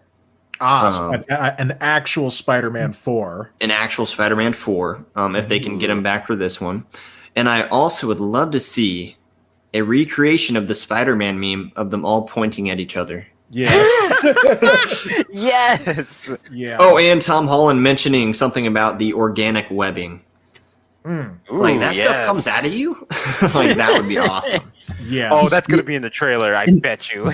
And someone and one of them should say, "Wow, good thing it doesn't come out of your butt." Yeah. Oh yeah, Stan says, yeah, that meme. Yes, it has to be. You cannot have another missed opportunity like with, Force Awakens, where you have all of the actors, all of the original trilogy actors, and none of them meet up. You have to, if you're going to have the 3 Spider-Men meet up, they have to do the meme thing. Yeah, they're all pointing at each other like, what the flip? Yep, it happened in Into the Spider-Verse. We gotta have it here. Yes. Yes. Hold on, I've missed some other chats. Stan says, but the classic animated series had some episodes with Venom and would like to see that with CGI nowadays. Yeah. I will say one thing. if they're gonna use the black suit on either Peter or Eddie Brock, they gotta have those darn colored highlights, because if you remember in the 90s show, black suit Spider-Man had the blue highlight outline, and then when it went down to Venom, it was both blue and red highlight. And he has to have the big spider like this, but on the black suit. Yeah. A few more chats. YFN says, probably the one casting I've been most hyped for was Molina coming back as Octavius. Yep. Ooh, yeah. Will he be more heroic this time, considering the way the movie ended? He did say, I will not die a monster, so who knows? Ancient One. Oh, Ancient One. Welcome, buddy. I did not see you come in. Welcome. Hey there, Ancient One. We're doing kind of sort of like, just what would we want to see in a future Spider-Man movie. So we've already watched Spider-Man, the movie. He says, the one thing they really screwed up with Spider-Man 3 is killing off Venom. Agreed. Yeah. Yeah, we could have had like a lot more opportunities with him. Yeah. Topher Grace was badly miscast in that. Good actor, but miscast. Yeah. At least they could have buffed him up. Yeah. YFN says that credit scene in Spider-Verse was epic. I agree. And thank you for shouting out our channels. Appreciate that. YFN says, I just pretend 3 never happened. Well, YFN, unfortunately, we're going to be watching the entire Sam Raimi trilogy, so I don't know if you're going to want to be here when we watch Spider-Man 3, but we are indeed going to be doing that in about 2 weeks. But next First up of all, who doesn't want to see emo Peter Parker dry humping the air? Exactly. He was just being a nerd, thinking he was cool. I like the bit where he was hitting on Betty. Yeah. He was hitting on Betty. He was hitting on like the girl from the apartment building. I like the scene where he's hitting on MJ. That's not right. Oh! And YFN says, "Oh no." Jeff, we never quite got around, I think, to what you want to see in a future Spider-Man movie. Well, I have a few things, some of which I did already mention. I would like to see Hydro Man get more treatment, because it seems like everyone wants to show Sandman, yet they forgot there's a similar yet different and also interesting character in Hydro Man, because he's an ex-boyfriend of MJ who she dumped, and he got superpowers, and he's obsessively trying to be with her. That gives Spider-Man a good villain to fight. He's for the girl. Hold on. Ancient One says, question, does Caden have a YouTube channel? Yes, in the description of the stream, I have the link to both of his YouTube channels, Ancient One, so you can shout those out as well. All right, continue on. Jeff? Also, I would like to see the 6 Arms and the Man Spider storyline done in film, because that's a very underrated, good story arc. And not to mention, I mean, and while they call it Into the Spider-Verse, I prefer to call it Rip-Off of Shattered Dimensions, because Shattered Dimensions did it first. They did. And, but they didn't have a cute, like, anime robot, girl with that, or Spider-Gwen. And I do like Spider-Gwen, but I mean, there are other characters besides her that are special and all that. Yeah, like 2099, Noir, and Ultimate, of course. And then, Shattered Dimensions is also a storyline I'd like to see explored a little more. Especially when you have Mysterio, an illusionist who pretends like he has power, actually stumbling across real magic. Because that would be an interesting take on the character. He knows he's an illusionist, yet he's playing up the role that he has actual power. But he secretly he's like, the Nazis in Indiana Jones, the Raiders of the Lost Ark. He's looking for real magical artifacts to empower himself. Maybe he could find the people who trained... or maybe he could come into contact with Dormammu. I was just trying to make a Doctor Strange connection. Yeah, that would be good. That way Mysterio can go from fake illusionist to real powerhouse. Yeah. And Dormammu. And that's what I liked about Shattered Dimensions is they showed us that. I'd like to see that in a movie. Yeah. And And I'd also like the Edge of Time version where, he's communicating with a Spider-Man of the future, and he's trying to change the future for the better, and it's revealed that what mastermind is, of course, himself. Yeah. That was great. So yeah, there's a few things I'd like to see in a future Spider-Man film. Mm-hmm. So question is, when are they going to do it or not? It depends on if the MCU gets rebooted, because your ideas could work within the confines of the MCU, but there's probably a couple that wouldn't. So yeah, it depends. Like if they're just going to keep trying to do a linear story, or if they're going to do some more crazy timey-wimey shenanigans and reboot the timeline or whatever. So, and they could also always do it in Into the Spider-Verse 2. Yeah, they could do it as a cartoon as well. Yeah, and I don't think they're done with Mysterio. I don't think they would have cast Jake Gyllenhaal and ended him in one movie. To be honest, I think they're going to bring him back in some way. My issue with Mysterio in the MCU is the fact that he was basically just another darn Stark villain, and Spider-Man's the one having to clean up Stark's mess. Yeah, my problem with him is him being in that movie. Caden does not like Far From Home. Understood. But yeah, that's my issue with the standalone MCU Spider-Man films, but I won't get into that because obviously Trapp has not seen them yet, and I don't. Yeah, I haven't seen them, and we can address our concerns and complaints about as we get to those movies. So that'll be in about 3 weeks. We'll see Homecoming and then Far From Home, and then And who knows? By then, I might like it better after a second viewing. So. Well, if I am available those days, I will. I'll only be in the panel as a talker because I clearly don't have the movies to actually watch them. Okay, well, we'll just see what happens. I guess we're gonna start wrapping things up here, but first, let me address the chat. Ancient One has shouted out Caden's channel. He says he's a small, independent filmmaker. Thank you. That just wants to see my stories come to life. Check out KP Movie Studios as seen in the link. And so thank you, Ancient One. YFN Spider says, while yes, Mysterio's an illusionist, I'd like to see more like Far From Home, where they demonstrate that he still knows how to exploit tech to really attack an opponent. And he continues. Really cool. And then he continues, that's the forgotten part, that Beck had more than tricks up his sleeve even before he obtained real power. Yep, he was a bit of a tech genius. Yeah. Yep. All right, well, I guess that's going to go ahead and wrap it up here for our watch party / commentary on all things Spider-Man. So I'm going to go around the panel and I'm going to ask, when are you streaming, or just what are you doing next? So first, starting with Dexter, even though I know the answer, when are you going to be streaming again? Friday. Join us now for Mario Kart 8 tournament. It's going to be awesome. Be there. We'll give you the whole seat, but you only need the edge.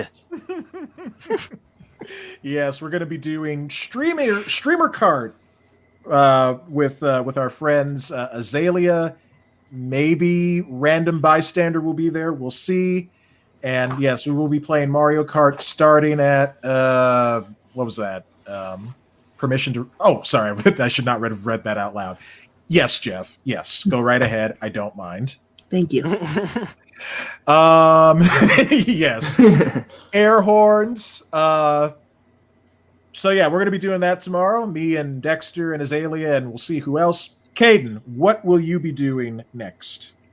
Follow me on TikTok, 53,000 strong over there. I live stream. Right now I'm doing a series in where I go from a rock to a Tesla. I've traveled to St. Louis to do a trade already with one of my followers. I've traded for a few times. Right now I am at a Virtual Boy. Do you guys know what that is? Yes. The Virtual Boy. I have that in my possession now. It works perfect. And I have 11 games with it. I have the Super Nintendo. I have an $80 National Park Pass. I have a working Wii, a bunch of Wii games, Xbox games, PlayStation games, and a Sega Game Gear. Wow. With the battery pack. I'm so jealous.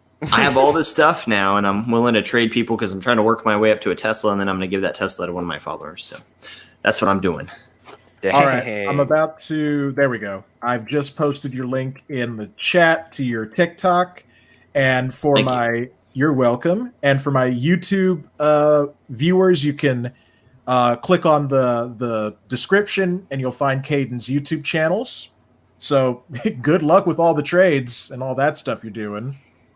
And Jeff, when are you going to be streaming again? Well, I'm kind of a bit of on hold on YouTube streaming because my subs have been fluctuating. I got up to 570, but then I dropped to 566. Now I'm back up to 569, but for how long, I don't know. But I basically took a bit of a stream hiatus on YouTube because it seemed like most of my videos keep getting copyright strike, and these are older games that I'm playing. Right. So I recently started streaming a bit more on Twitch, which is surprising, and I got up to 16 followers at the moment. And what is your name on Twitch so I can find the link? Well, as you all know, on YouTube, I'm known as MJ1 Media. The name MJ1 stands for Mega Jetty 1, which is my Twitch. But yeah, if you go to my YouTube, you'll see up on the banner the link to my LinkTree. Click on that, and you can see all the different accounts on social media that are connected to me. All right, I found your Twitch channel, so I'm going to post the link to that in the chat. Okay. So just follow MJ1 Media on Twitch, and there we go. All right. So that's, so lately, you're going to, go ahead. Oh, lately I've been streaming Spider-Man Shattered Dimensions. I streamed it last night, and but I'm not going to do it tonight because obviously tonight I wanted to do this watch party. But tomorrow night I should stream it again. Okay, and what time is that going to be? What time do you usually start streaming at? Well, like I said, I work from like 6 to 9 p.m. Eastern time, and I got home just in time for this watch party. So, so anytime after 10 p.m. Eastern. Sometimes it all depends on my mood. Sometimes I need time to wind down after work before I actually start the stream. So sometimes, it may be around midnight-ish that I finally start. I don't know. All right. I'm hard at making plans, so sometimes I just wing it.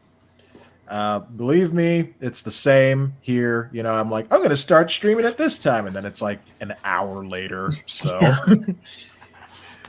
Caden, what are you doing? I don't know. I'm tired. Don't worry, we're almost done. I'm just gonna get to the last bits of the chat, and then we're gonna do like I guess we can. Oh, Gillian might still be on, so maybe we can raid him. But finishing up here, finish him. Ancient One says, had they decided to spare Venom in Spider-Man 3, we would have actually had a true Spider-Man 4 for sure. Yeah, I guess. I don't think so, because I think Raimi initially intended to do Vulture in Spider-Man 4, and then it eventually turned into Vultress, where it was a female version of Vulture. And then there was talks of a Black Cat. Oh, if only. Utterly Curious says, thanks for the vibes. Hey, thanks for coming by. Appreciate you being here. Ancient One says, furthermore, Spider-Man 4 would have Spider-Man and Venom teaming up like they did in the comics. Most importantly, Venom would have his own movie series earlier. I guess. Yeah. And that's it. We're all caught up on chat, so we're gonna go ahead and end this baby. Thank you all for being here and hanging out. We're gonna raid Gillian the Noble on Twitch. And I want to mention one more thing. Go ahead. For those of you who still want a little Marvel kick, MODOK is on Hulu right now streaming, and go check it out. I want to check it out for the longest, and I just figured out that it's on. So there you go. All right, gentlemen, it's been quite an evening, And I can't do my video sign off with my animation thing because I don't have that set up. So all I'll say is may the thick be with you all, and good night. And we're gonna raid Gillian. You guys can do your sign offs as well if you'd like. Who wants to go first? Until next time, everyone, go make magic. Aiden, do you have a sign off? Yeah. Bye. Perfect. All right. Well, with that said, I'd like to say Excelsior, live long and prosper.